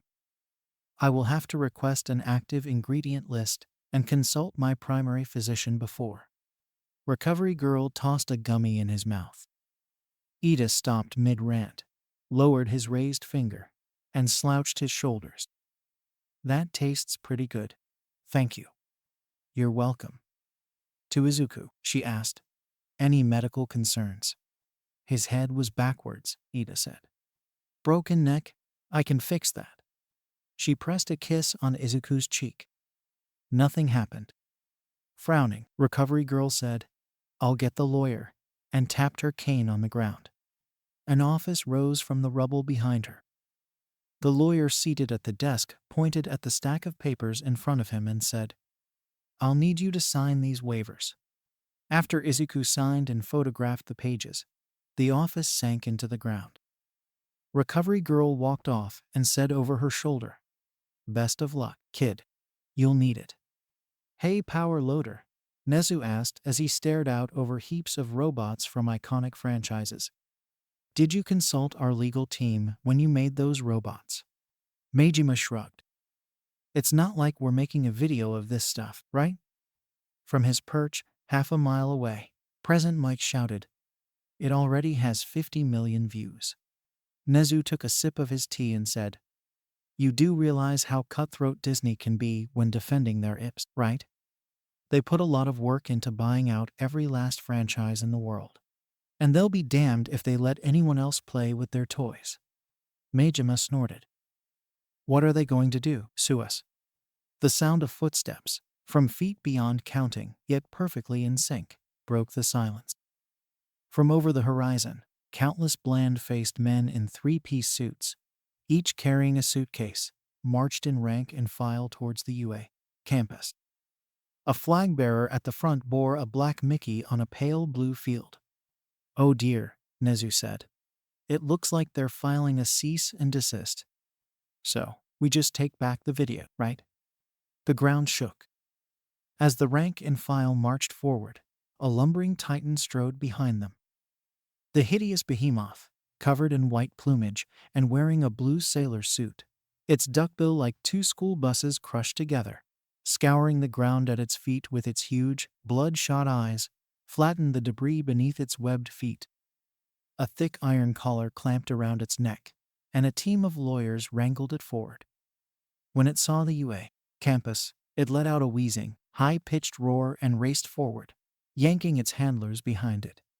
Aizawa scowled at the massive army at UA's gates. I do believe they intend to make sure we cease and desist breathing. Not to worry, Nezu said. I have a foolproof weapon for exactly this occasion. Nezu went over to one of the emergency glass cases marked in case of Disney and smashed it open. He took out the speech card and set up the microphone. Nezu cleared his throat and said, This work of fanfiction is a non-profit fan-based parody. My Hero Academia is owned by Shueisha, Viz Media, Shonen Jump, Studio Bones, Funimation, and Kohei Horikoshi, all subsidiaries of our great and magnanimous Disney corporate overlords. Please support the original release. As Nezu's words rang out over the campus, the lawyers ground to a halt. Each as thin as a sheet of paper, the lawyers turned sideways and disappeared. The giant Donald Duck grumbled angrily to itself as it lumbered back across the ocean. The sound of crumbling masonry filled the room, coming from everywhere and nowhere. Sounds like a wall broke, Vlad King remarked. Yes, the fourth one, Nezu said cheerfully. Just ignore it, and it should be fine. Majima looked outside, confused. Think more than 4 broke out there. I said ignore it. In the rubble of a testing area, the examinees had all crowded around, shrugging off the effects of Recovery Girl's treatment. Sato only wore his underwear and left sock, and he sported a spectacular black eye given to him by God himself. Kaminari drooled and gave off the occasional spark, and Ida alternated between politely chatting with his neighbors and ranting about the evils of medical fraud. Nezu addressed the crowd from his nest in Aizawa's scarf. Thank you all for gathering here. Normally, we would send you all on your way and give you the results next week. But given the unusual circumstances this time around, we're trying a different approach. What were those other robots even worth? Nezu shrugged. Before we ask that, why don't we have a show of hands? Who doesn't want to enter our hero program? The students, exhausted and traumatized by the robot invasion, raised hands in droves. Excellent. You're all dismissed. Mainta, trapped between a rock and a hard place, or in other words, Kirishima and Tetsutetsu, struggled with tears streaming down his face to join the flock of students heading for the gate. But the hardening duo proved too solid for him to budge. Koda, too timid to raise his hand or speak out, remained nervously rooted at the spot, staring Nezu as though the principal were about to chew off his feet. Nezu did a quick head count. That leaves exactly 36 of you left. Congratulations. You're all accepted. What about our test scores? Mina asked. I'll be honest, I think I failed. Irrelevant. UA always takes the top 36 applicants, with 4 recommended by heroes. As you're the only ones left, the points and tests don't matter. How imprudent of you, Ida cried. You stoop to accept those unworthy of UA's lofty standards simply because they are all that remain. It's a disgrace too, Ida slouched over as his voice trailed off. Actually, I don't see why it's a big deal. They're still here, so why not? Ida shook himself. No, standards must be maintained, he shrugged. It's not like there's anyone else to pick from. Standing straighter, Ida said. Then take only the finest that remain. UA is the bastion of the hero world and must remain selective with its candidates for the sake of hero society. Recovery Girl walked forward, gummy in hand. Oh dear, still seems like you're out of sorts. Here, have another one.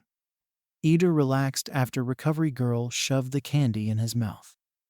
Nezu grinned and said, Right, we'll mail you your acceptance letters. See you all in the spring. Once the students filed out, Nezu turned toward Cementos. Ishiyama-san, be sure to put the cities back the way they were, all right? We'll need them for classes tomorrow. Cementos stared at block after block of rubble and broken robots. With a heartfelt sigh, the cement hero molded new buildings from the wreckage. Bakugo grinned as he stepped into the one classroom. Not a sign of the robot anywhere amid all the extras. The mood in the room felt tense, and rumors of what hardships lay ahead flew around the room. After all, if the entrance exam had armies of robots, surely everything that came after had to be much worse. Dude, Baku bro, Kirishima called out. Pull up a seat. What do you think they'll have us do first? Bench press cars? Stop a train with our bare hands? Launch us off a spring platform into a forest full of giant shadow monsters hungry for human flesh? Mainta, in the next seat over, shivered violently and prayed to every female deity known to man for his salvation. Bakugo slapped his hands together, popping a small explosion between his fingers. Who cares? I can handle whatever they throw at me. Kirishima wept manly tears at his words. So manly. I knew you were the coolest ever. We are all the coolest ever, Monoma shouted from another desk. For we are all 1A. We'll show those 1B idiots that we are the supreme class in this institution. A yellow beanbag crawled on the floor like a caterpillar. As the class stared at it in confusion, it opened, revealing an exhausted face with bloodshot eyes and a dark 5 o'clock shadow. 8 seconds. Next time, don't waste any of my time. 8 seconds for what? Jiro asked. Don't ask stupid questions either, Aizawa snapped. He pulled gym outfits out of his sleeping bag. Now, put these on and go outside. Mina picked one up with a disgusted expression. I hope you washed that sleeping bag, dude. As Aizawa's eye twitched, an explosion rocked the school. Half the classroom leapt under their desks, alert for any sign of danger. Bakugo and Kirishima stood, both grinning at the prospect of danger. A muffled scraping sound came from the hallway. Jiru was the first to clap her hands over her ears. But as the sound grew louder, the rest of the class followed suit. Stay here, Aizawa said. I'll investigate. As Aizawa approached the door, it slammed open.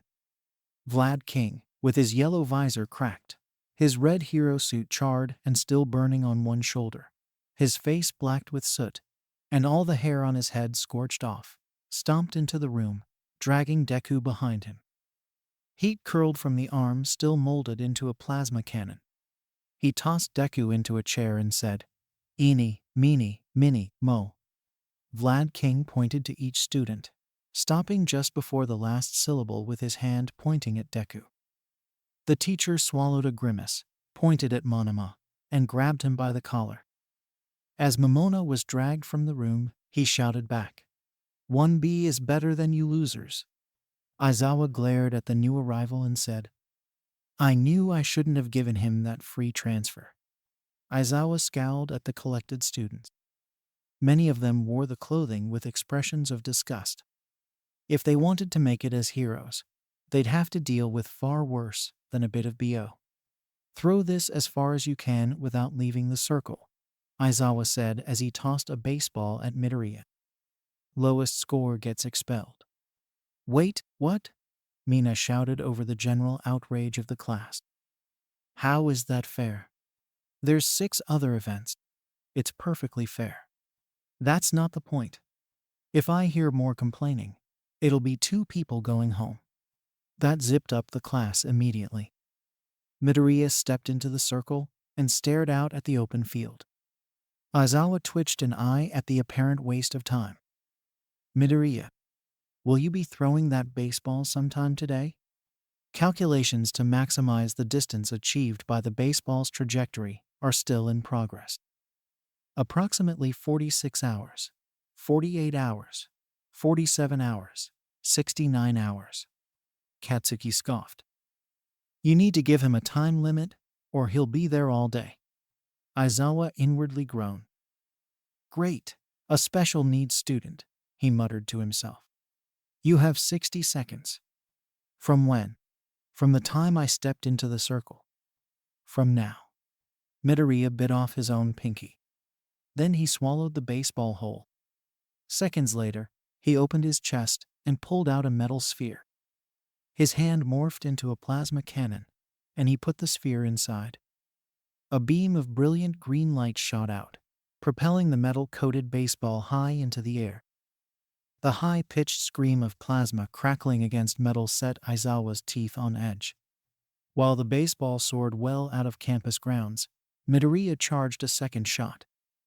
Aizawa couldn't even see the baseball, but he could see the plasma glance off it, as the extra shot pushed it even further.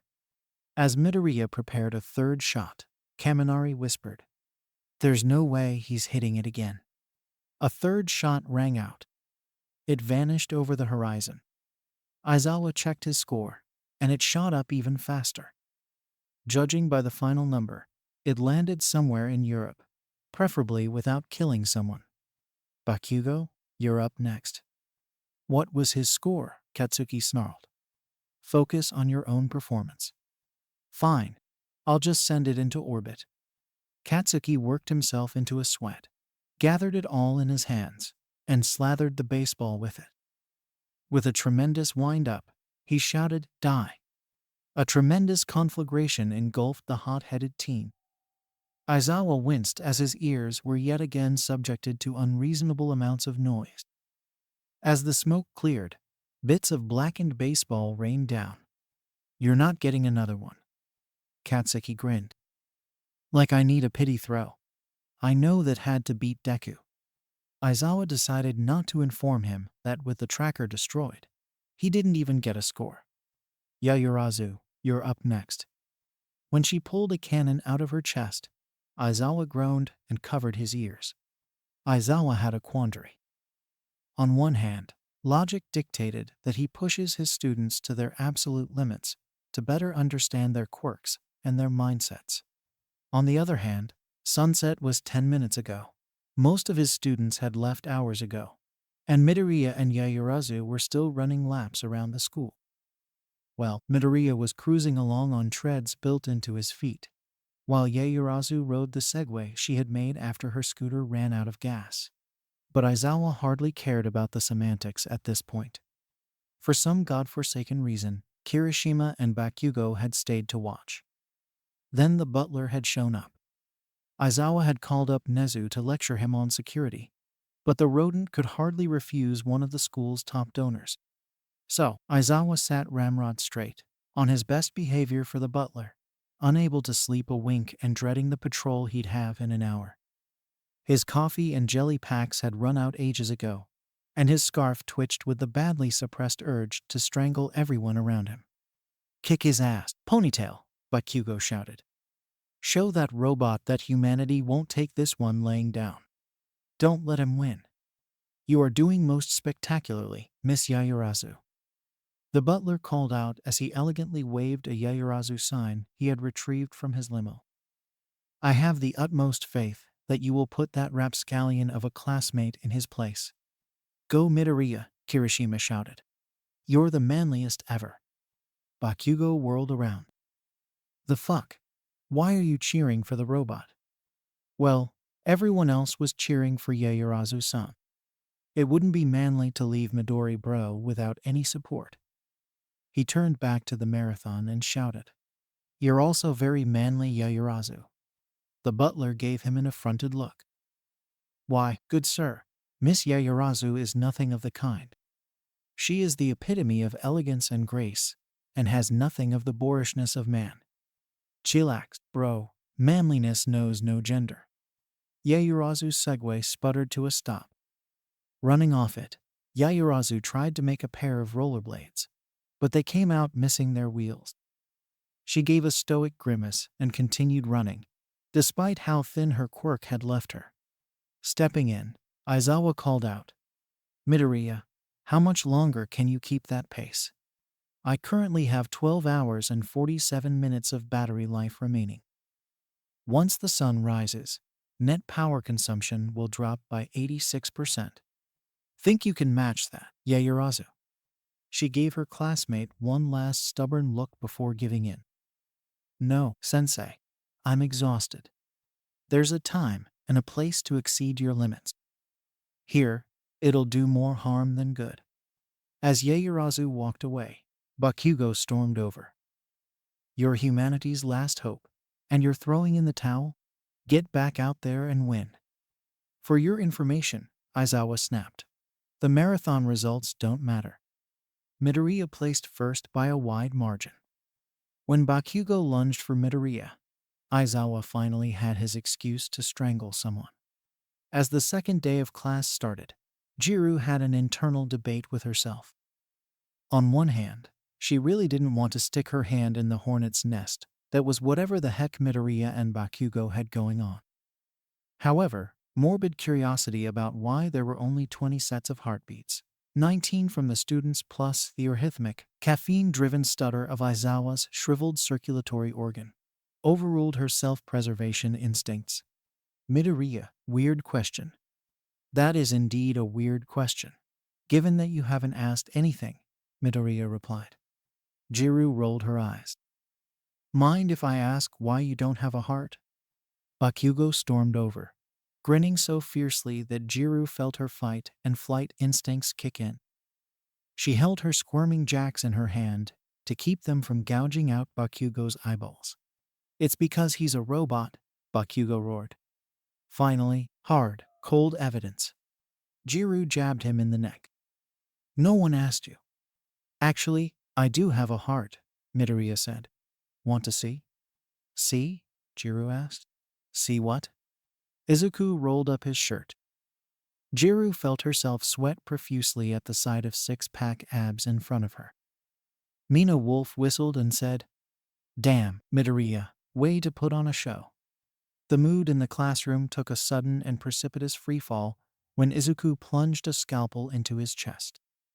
Ochaco threw up more rainbows.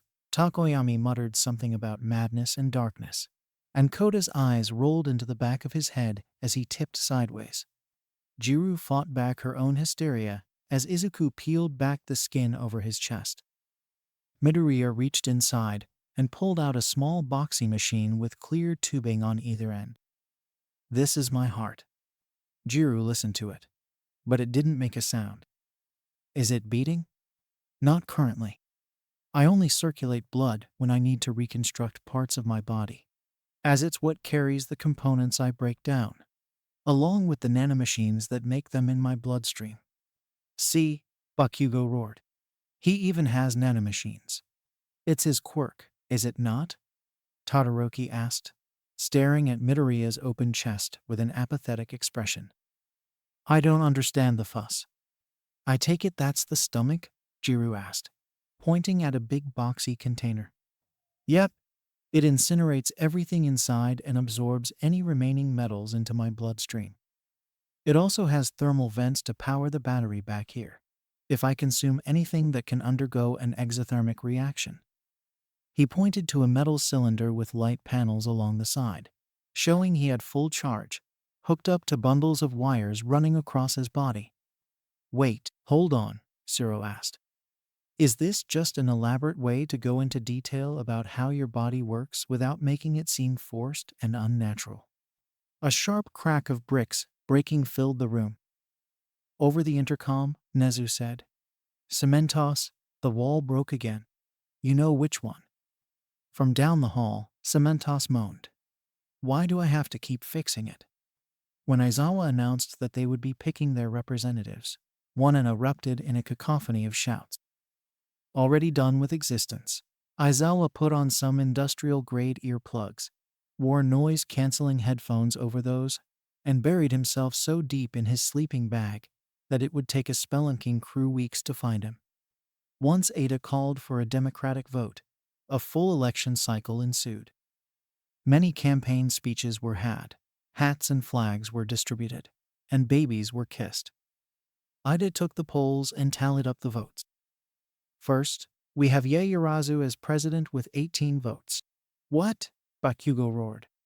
"How did Ponytail get that many votes?" Kaminari, sweating nervously, hid a hand inside his pocket. "Oh, she makes a very compelling argument about, confiscating the ill-gotten capital of the bourgeoisie and disseminating it among the proletariat. She's not a communist, you moron. She's richer than—" Bakugo cut off with a glance at Kaminari's bulging pockets. His hand shot inside and came out stuffed with bills. "She bribed you." No. That's just my lunch money." Bakugo stalked around the room and found more wads of cash. "Did you bribe the whole school, Ponytail?" Yaoyorozu gave him a perplexed look. "Isn't that how elections work?" Erda glared down at her. "My word. I can hardly believe the scandal. Bribing the constituents. It goes against the very spirit of this school." "Well, either you're happy to see us," Jiru said flatly, "or she bribed you too." Ida, his own pockets bulging with dirty money, hung his head in shame. "Paragon of virtue that I am, even I fell victim to the wiles of capitalism. For shame." "Well, at least the robot didn't win," Bakugo grumbled.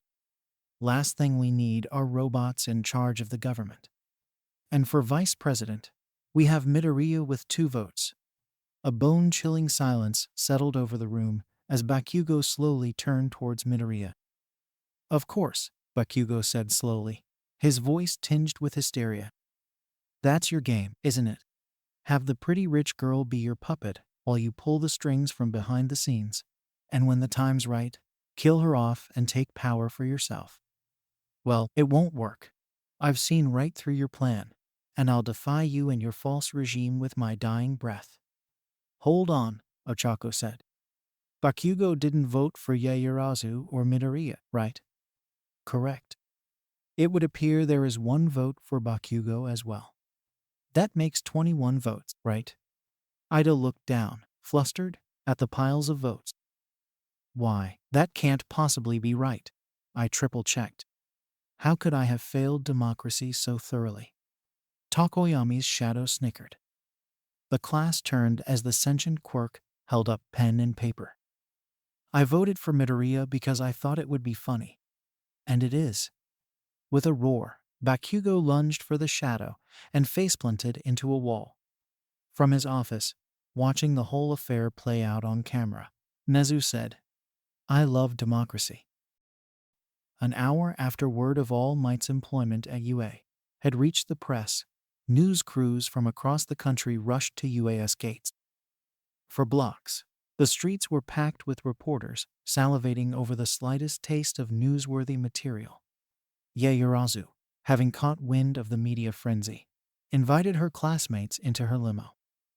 As her butler drove over people and cameras with reckless abandon, the students of Wana enjoyed a brunch of cured hams, expensive cheeses, and flavorful fruit preserves with toasted bread slices.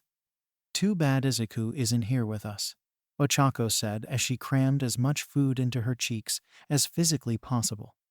Yeah, too bad, Momo said. I couldn't get a hold of him. Miss Yaoyorozu, the butler said.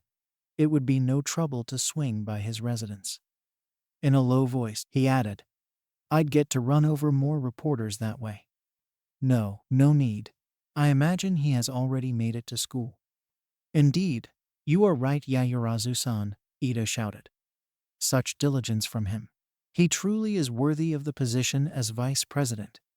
He raised his glass of orange juice and said, To our class representatives, their diligence serves as an example for all of us. Moods lifted by the fine dining and spacious limo, the students echoed to the reps. Meanwhile, Izuku made his own way through the reporters, which involved a fair bit of shoving, trampling, and the odd bite taken out of cameras. Once he reached the gates, reporters latched onto his gray uniform. You're a UA student, right? What can you tell us about All Might? Izuku turned towards the reporters.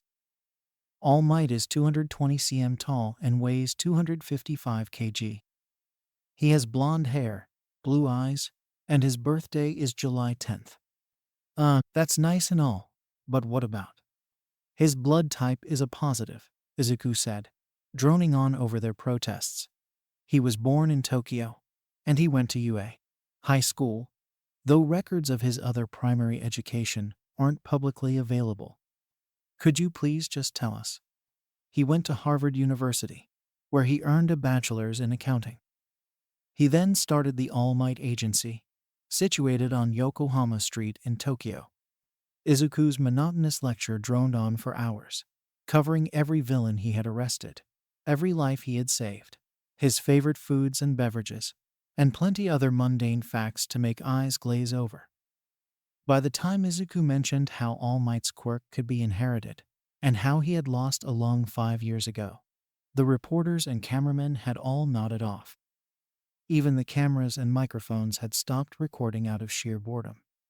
Once he was done, Izuku walked through the gate and arrived just in time for homeroom. It was dusk when Shigaraki finally snapped out of his stupor, walked home, and decayed a barstool in a fit of rage when he realized he had forgotten to grab a class schedule. Kurogiri sighed and warped over to get the schedule. Hey Mina-chan. Yeah, Kaminari-san. We're dead. Mina gave her partner a playful shove on the shoulder. We'll be fine. You have electricity and I have acid. We'll be awesome at this. You remember that laser thing from yesterday? Imagine that ripping this building apart. Mina blanched, an impressive feat given her pink skin. We're dead. Footsteps echoed through the building, distant at first, but growing steadily louder as the seconds passed. Sparks crackled across Kaminari's skin as he quaked in terror, while acid dripped from Mina's trembling fingers. Izuku walked into the room. Kaminari shrieked and said, 1 billion volt indiscriminate shock. Electricity poured out of Kaminari. Yet the high-voltage torrent passed harmlessly through Izuku and dissipated into the concrete at his feet. With a dopey expression on his face, Kaminari stumbled forward and stared woozily at Izuku. Voice slurring, Kaminari said, "What are you looking at me funny for? I bet I could knock your lights out." Izuku didn't move as Kaminari threw a wobbling punch. His knuckles cracked when they slammed into Izuku's face. Staring dumbly at his crooked fingers, Kaminari said, "Wow, I didn't know I could bend my fingers that way." All Might said over the intercom, "I believe we should count Kaminari Shonen as out. Medical bots, please take him to Recovery Girl." 2 robots ran in with a stretcher. One whacked Kaminari over the head with a rolling pin, and the other tried to catch him. Kaminari missed the stretcher entirely and hit the floor with a thump. The robots shrugged, loaded him onto the stretcher, and ran out the door. Mina stood in front of the bomb and swallowed. "Any chance you could take it easy on me?" Izuku cocked his head. "Of course. I will defeat you as swiftly as possible, so you don't have to struggle so much." "Great," Mina groaned. "Well then, acid attack." The moment the viscous glob of acid flew towards him, Izuku dove aside. Mina flung more and more, spattering the room with white sludge. Warning, caustic chemicals present. Initiating escape plan alpha. Izuku turned around, sprinted straight through a concrete wall, and leapt out the window. Not believing her eyes, Mina ran up to the broken window and saw Izuku sprint straight through UAS perimeter gate. Mina leapt up and cheered. "Woohoo! Took out the strongest student in the class. How do you like them apples?" A static hum and a sharp crackle made her turn around. A green lightsaber sawed a circle around the bomb. It fell through the floor. Mainta, holding a lightsaber, grinned and tapped the bomb with his free hand.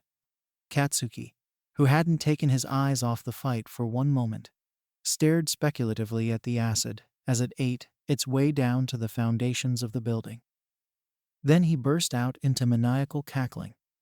All Might Sensei?" Sir said. "I think something's wrong with him.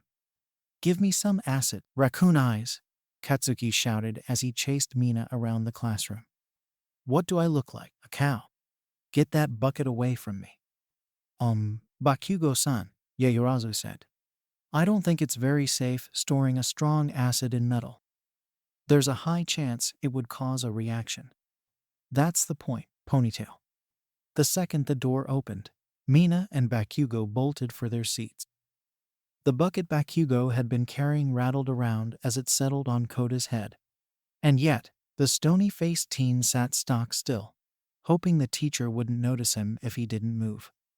"Your CQC was atrocious yesterday," Aizawa snapped. "Get geared up. You'll be running hand-to-hand drills for the next 2 hours." Everyone rushed for the door.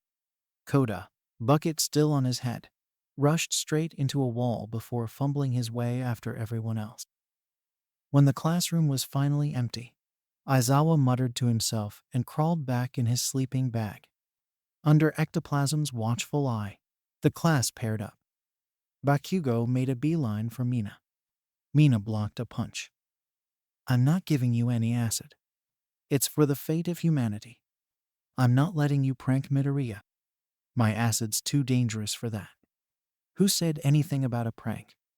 Bakugo swept Mina's legs out from under her and pinned her to the floor. He grabbed an arm and stroked along the wrist. "What the are you trying to milk my arms?" "There has to be a way to get it out," Bakugo muttered.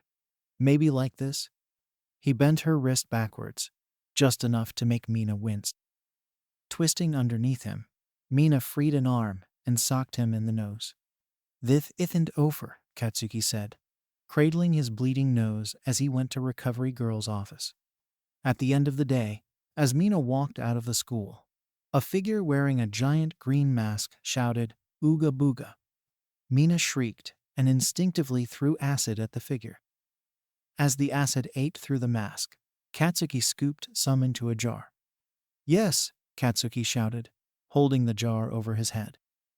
At long last, I can finally rid the world of the robot menace. Victory is mine.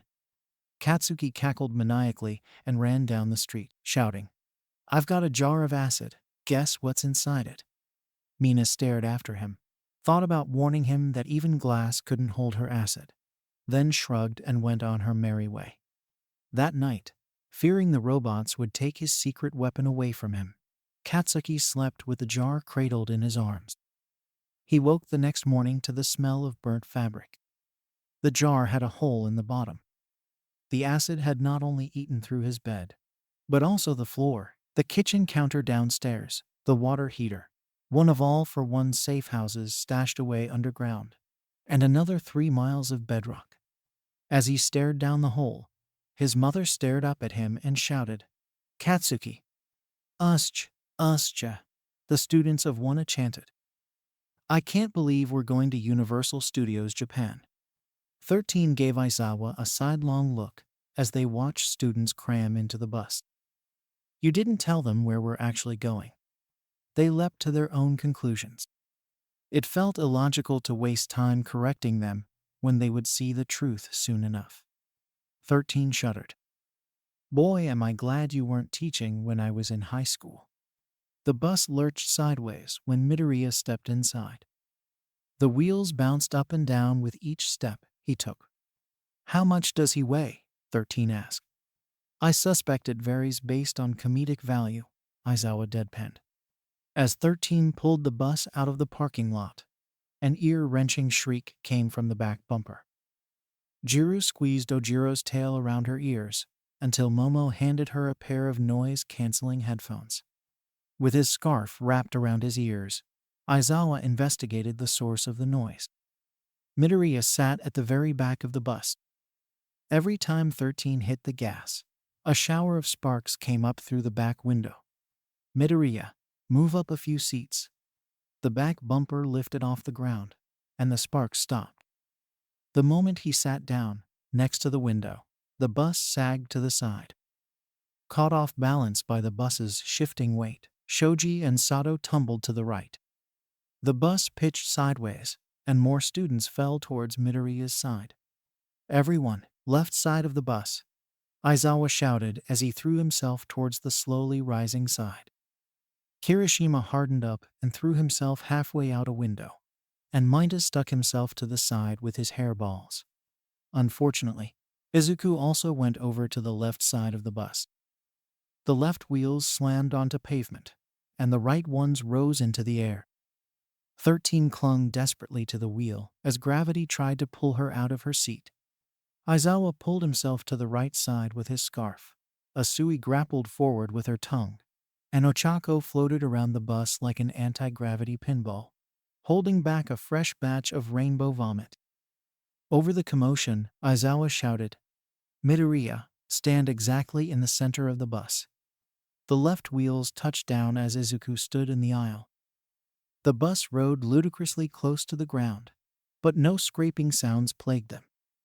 The class breathed a collective sigh of relief as the bus finally stabilized. Midoriya, mind explaining why you're so heavy? I ate a big breakfast this morning, so I would have more material for the unforeseen simulation joint. Wait, that's what Usja means? Kaminari shouted in despair. As moans of anguish echoed through the bus, a loud groaning sound silenced them all. 2 sharp snaps, in rapid succession, came from the front and back of the bus. The entire chassis lurched down, and 4 tires rolled away on the road. Over at the Usji, Shigaraki scowled at his watch. Stupid loading times. What is this? A PS4? You're late, Shigaraki said the moment everyone showed up. And All Might's not here. All respect to the programmers, but whoever coded your NPC behavior should be fired. Who are you? Aizawa barked. And why are you here? I had this whole villain monologue thing planned out, but we're behind schedule. Kurogiri, do the thing. What thing? Kurogiri asked. Shigaraki glared at him. We went over this. Just make the portals all ready. Understood, sir. A portal appeared under Shigaraki's feet. As he fell through, He shouted, "Wrong lever." Always wanted to do that, Kurogiri mused. He looked up at the heroes and said, "Right, you're still here. Let's fix that." Holes opened underneath everyone's feet. Ida sprinted away in time, while Ochaco floated herself away and Siro latched onto her with his tape. Most everyone else, including Izuku, fell through. A ship appeared underneath Izuku. He plummeted through the deck, past the engine block, and straight through the hull, ripping through the metal like tissue paper. As he sank towards the bottom, a shark-faced villain darted towards him. Tsuyu frantically swam after him, but the villain reached him first. The villain took bit into his torso. All his teeth snapped off, and a trail of red marked the fleeing villain's path. Tsuyu tried to pull Izuku, but Izuku proved far too heavy for her to move. As her oxygen ran out, Tsuyu swam up to the rapidly sinking deck of the enormous. Mainta frantically tried to patch the hull with his balls, but the water pressure kept pushing them away. Seeing villains closing in and the boat sinking, Tsuyu picked up a stray violin and started playing. Mainta looked up and shouted, "What do you think this is, the Titanic?" "Well, what else can we do? At least let me draw you like one of those French girls." Tsuyu slapped him with her tongue. "I don't like the French. They ate one of my cousins." The ship tilted to the side. Mainta shrieked and clutched at Tsuyu, only to come away covered in mucus when Tsuyu wriggled out of his grasp. Crunching sounds came from the bottom of the ship, and the ship sank even faster. "The villains are coming. We're doomed." "Yeah, probably." "Why are you so calm? I'm about to die a virgin." The deck vanished beneath the water. Once they sank up to their knees, however, the sinking stopped. The deck rose, now green in color, and Izuku's face looked out from the prow of a brand new ship. "I am a boat now," Izuku said.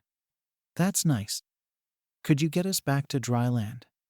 The villains, hearing all this, shouted, "They're getting away! Stop them!" They rushed towards the back of the boat. The back of the boat rushed towards them. Villains shrieked as the stern smacked them into the air. "Oops," Izuku said. "Installed the engine throttle backwards." "You're all the short ones now," Mainta shouted down from the cockpit in Izuku's chest as he piloted Izuku's giant body through the throngs of villains. "Not so funny now, is it?"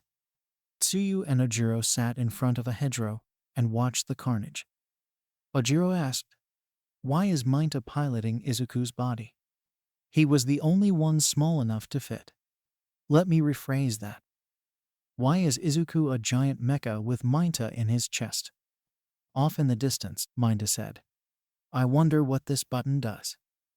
One of Izuku's arms crackled with electricity. The villain's shrieks nearly drowned out Mainta's maniacal cackling and shouting of unlimited power. "Well," Tsuyu said, "once Izuku landed on the beach, we saw that Aizawa-sensei needed help taking out the villains. I didn't know that boat in the flood zone worked." Izuku was the boat. Ojiro gawked at Izuku for a second. Izuku's shoulders opened, and a volley of rockets flew around him. Villains went flying like bowling pins. "Right," Ojiro said. "That's a thing Izuku's quirk does. Why was he a boat?" Tsuyu gave him a deadpan stare that spoke volumes of her apathy towards the continuing chaos. "He crashed through the boat, ate it, and became the boat. So, we thought about how we could help Aizawa-sensei. Mainta said Izuku could do it. Izuku said he couldn't harm anyone, since it went against his prime directives." At Ojiro's puzzled expression, she added, "His words, not mine." "Right. So, he can't harm villains, but he can allow them to come to harm. How does that work?" Tsuyu shrugged. "I read Asimov." A brilliant green flash cut across the landscape. Villains and debris went flying as a plasma beam cut a long furrow into the ground. Ojiro opened his mouth, then promptly shut it. Instead, he asked, "Does Mainta have complete control over Izuku?" "I would assume so." "Why?" "I don't think that's a good idea." The robot stopped in its tracks. Minta shouted at Izuku. Hey, let me get a closer look. Just a little nudge on her skirt, and we'll have the perfect view. Izuku didn't budge. Protocol 2. Uphold the mission. Our mission is to aid Aizawa-sensei, not acquire additional visual data on the villains. Protocol 1 was linked with the pilot, Tsuyu told Ojiro. Shigaraki finally tired of watching his cannon fodder get stomped on by a height-challenged teenager. A purple blur punched Izuku in the chest and sent him flying. Izuku staggered to his feet. Chassis of insufficient strength to deter current threat. Initiating Protocol 3, protect the pilot. Izuku wrenched his chest open, grabbed Minta, and hurled him towards the entrance. The Namu grabbed both of Izuku's arms and pulled. The steel chassis tore in two, and Izuku's smaller body fell out of the Mech's spine. Lying between Ojiro and Tsuyu in a pool of his own blood, Aizawa asked, "Can you please take me to the hospital?" "SSH," Ojiro said. "The boss fight's starting." "Sir, you are currently breaking the law," Izuku told the hulking monstrosity as it clawed at his head. "I must ask you to hand yourself in to the nearest local authorities." "Arog!" the Namu shrieked as it lunged again. Izuku blocked the next swipe with his forearm. Said forearm bent at a sharp angle from the force of the blow. Within seconds, the nanomachines in Izuku's body straightened and repaired the limb.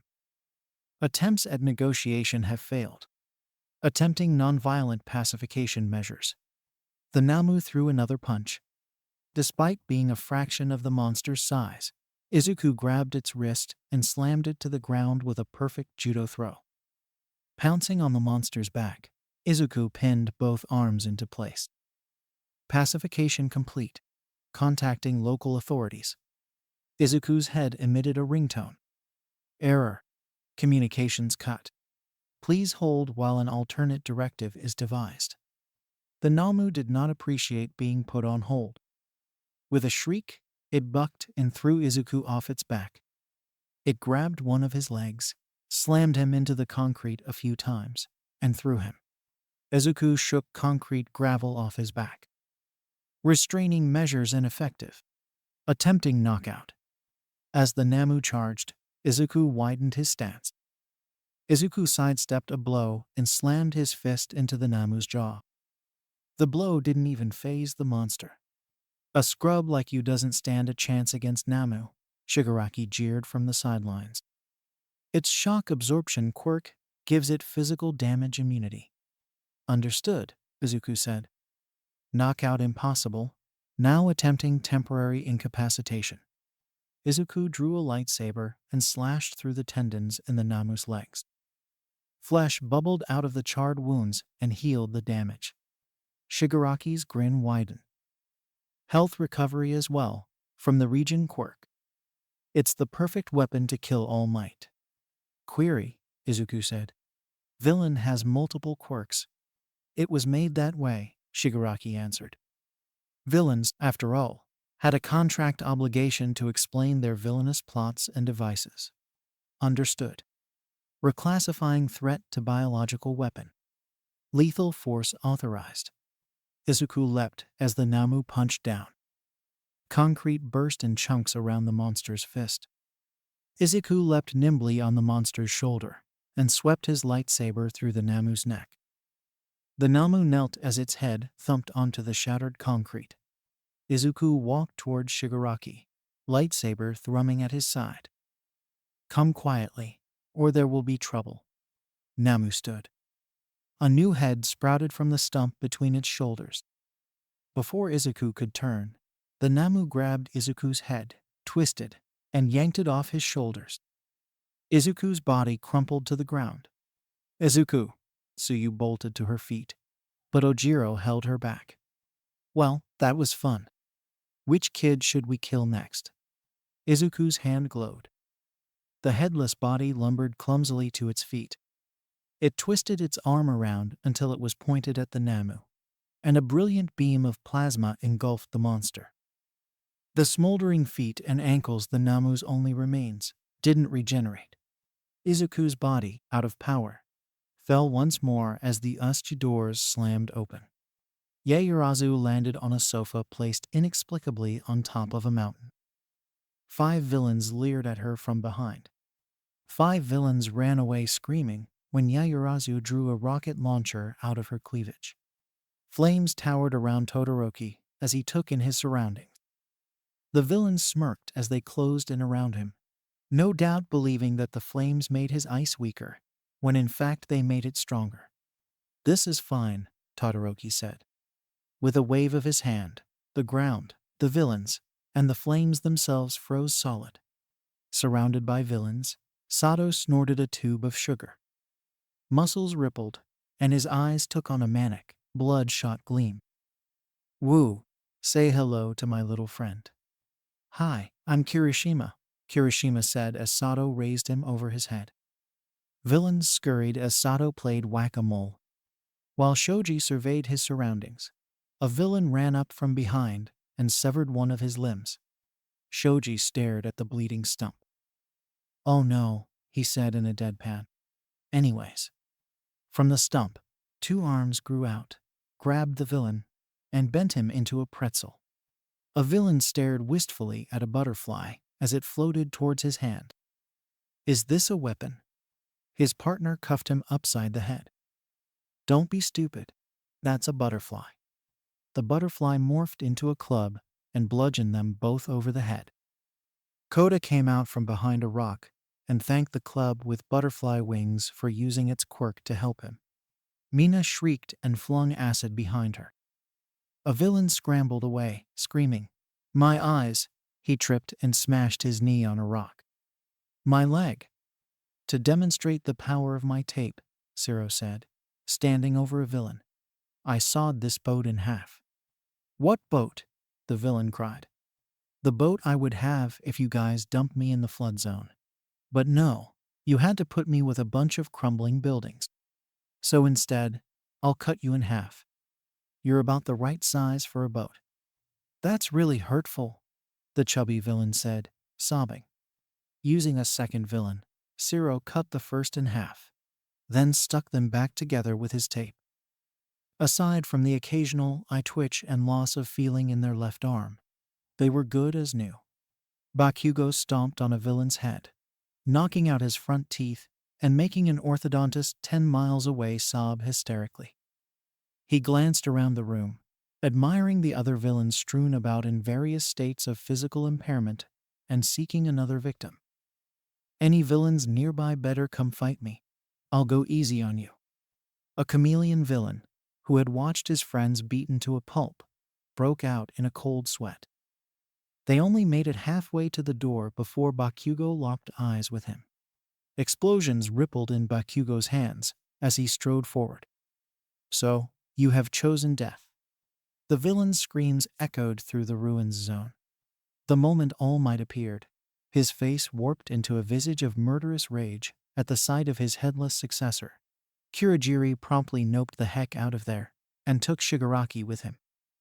With all opportunities to vent his fury gone, All Might punched the earth hard enough to register on seismographs across the world. "I knew I shouldn't have stopped to help hold that man's ladder while he painted his front porch." "Seriously?" Aizawa said weakly as he continued to bleed out. "That's why you were late?" "It was a very big porch." Katsuki strode nonchalantly past the mountains of unconscious villains and charred Namu feet. He picked up Izuku's head by its twisted metal stump of a neck and said, "Alas, poor Deku. I knew him, All Might, a machine of infinite jest, of most excellent fancy." "What are you doing?" All Might asked, staring numbly at him. "Quoting Hamlet." "What, you think I don't read or something?" All Might's temper snapped. "Your classmate's dead and you're making jokes." Izuku's eyes flickered to life. "I'm not dead." All Might gaped at him. "What?"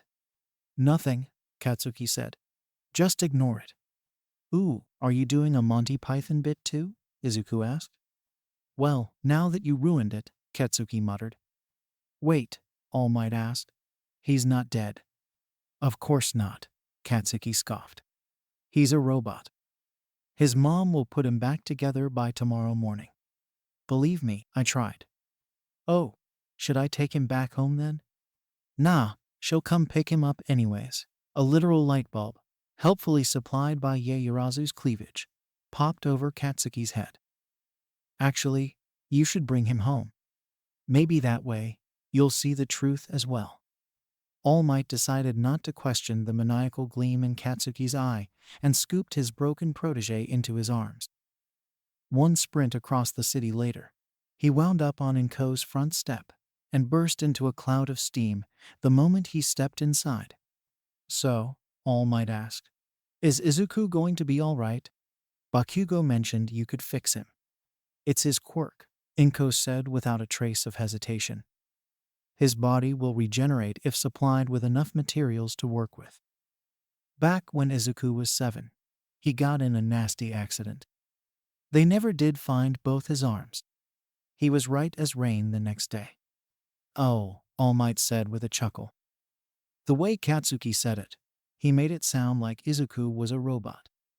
I almost believed him, what with the talking head and all that. Phew, of course it's a quirk. All right, I better get back to the school. The door bolted itself shut. Darkness loomed in the kitchen as Inko sat at the table and poured herself a cup of tea. Actually, Inko said, before you go, would you mind explaining how you let my son get injured to such a degree? All for One promptly got bumped down to third scariest person in Toshinori's opinion. Inko Midoriya checked the circuits of the new arm she had put together. Satisfied that she had welded the circuits correctly, she lined up the hollow appendage with the socket in Izuku's shoulder and clamped it on. The polymer skin swelled as nanofluid filled it. After giving the new body a once-over, Inko tapped a button on her computer. Izuku's eyelids fluttered open, and he sat up. I am home, Izuku said as he examined the workshop. Prototype weapons and circuit components adorned the workbenches. A large screen brought up blueprints for Izuku's new arm. Good morning, Izuku. How do you feel? Izuku flexed his new arms and legs. Fully functional. These are a new design. I couldn't make you any stronger, so I made you faster instead. It's the best I could do if you'll be fighting villains like the Namu. Izuku stood up and stretched his legs. Working his way up, rotating his hips, flexing his shoulders, twisting his back, and curling his arms, Izuku calibrated his new body. No faults detected. Everything is fully operational. Good. Are you hungry? My battery is still low.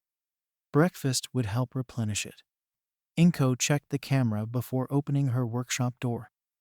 Ever since the incident 7 years ago, she made sure no one saw inside her workshop. Bolts clacked open, and the door swung outward with ponderous creaking. While Inko rinsed the rice, Izuku chopped the vegetables. His knife rapidly sliced mushrooms and leeks into thin slivers. Izuku cracked the eggs, and Inko beat them over the stovetop's flame. With a flick of her wrist, Inko tossed the 2 omelets onto beds of rice. Izuku filled a bottle with spicy mayo and made even zigzags over the fluffy omelets. As they bit into the omelets at the kitchen table, Inko asked, "How is it?" Izuku swallowed and wiped his mouth with a napkin. The omelets are of optimal fluffiness, the rice has the correct texture, and the spices are in their proper ratios. I'm glad you like them. Halfway through breakfast, Izuku set his fork down. Hey Mom, what would happen if the core processors in my head were damaged beyond repair? Inko felt herself caught flat-footed by the question. She debated telling him about the backup servers in the basement. Why do you ask? The Namu had sufficient strength to crush my processors. Before that, I had not considered the possibility that I could suffer enough damage to render my mental processes non-functional. I had failed my directive as a hero. Had All Might not arrived. Inko reached across the table and touched Izuku's hand. Sweetie, do you still want to be a hero? Izuku looked into her eyes. I do not want Kaken or my other classmates to become non-functional. I will become a better hero. Inko left her seat and gave her son a hug. Then I'll make sure you have whatever you need to be the best hero there is.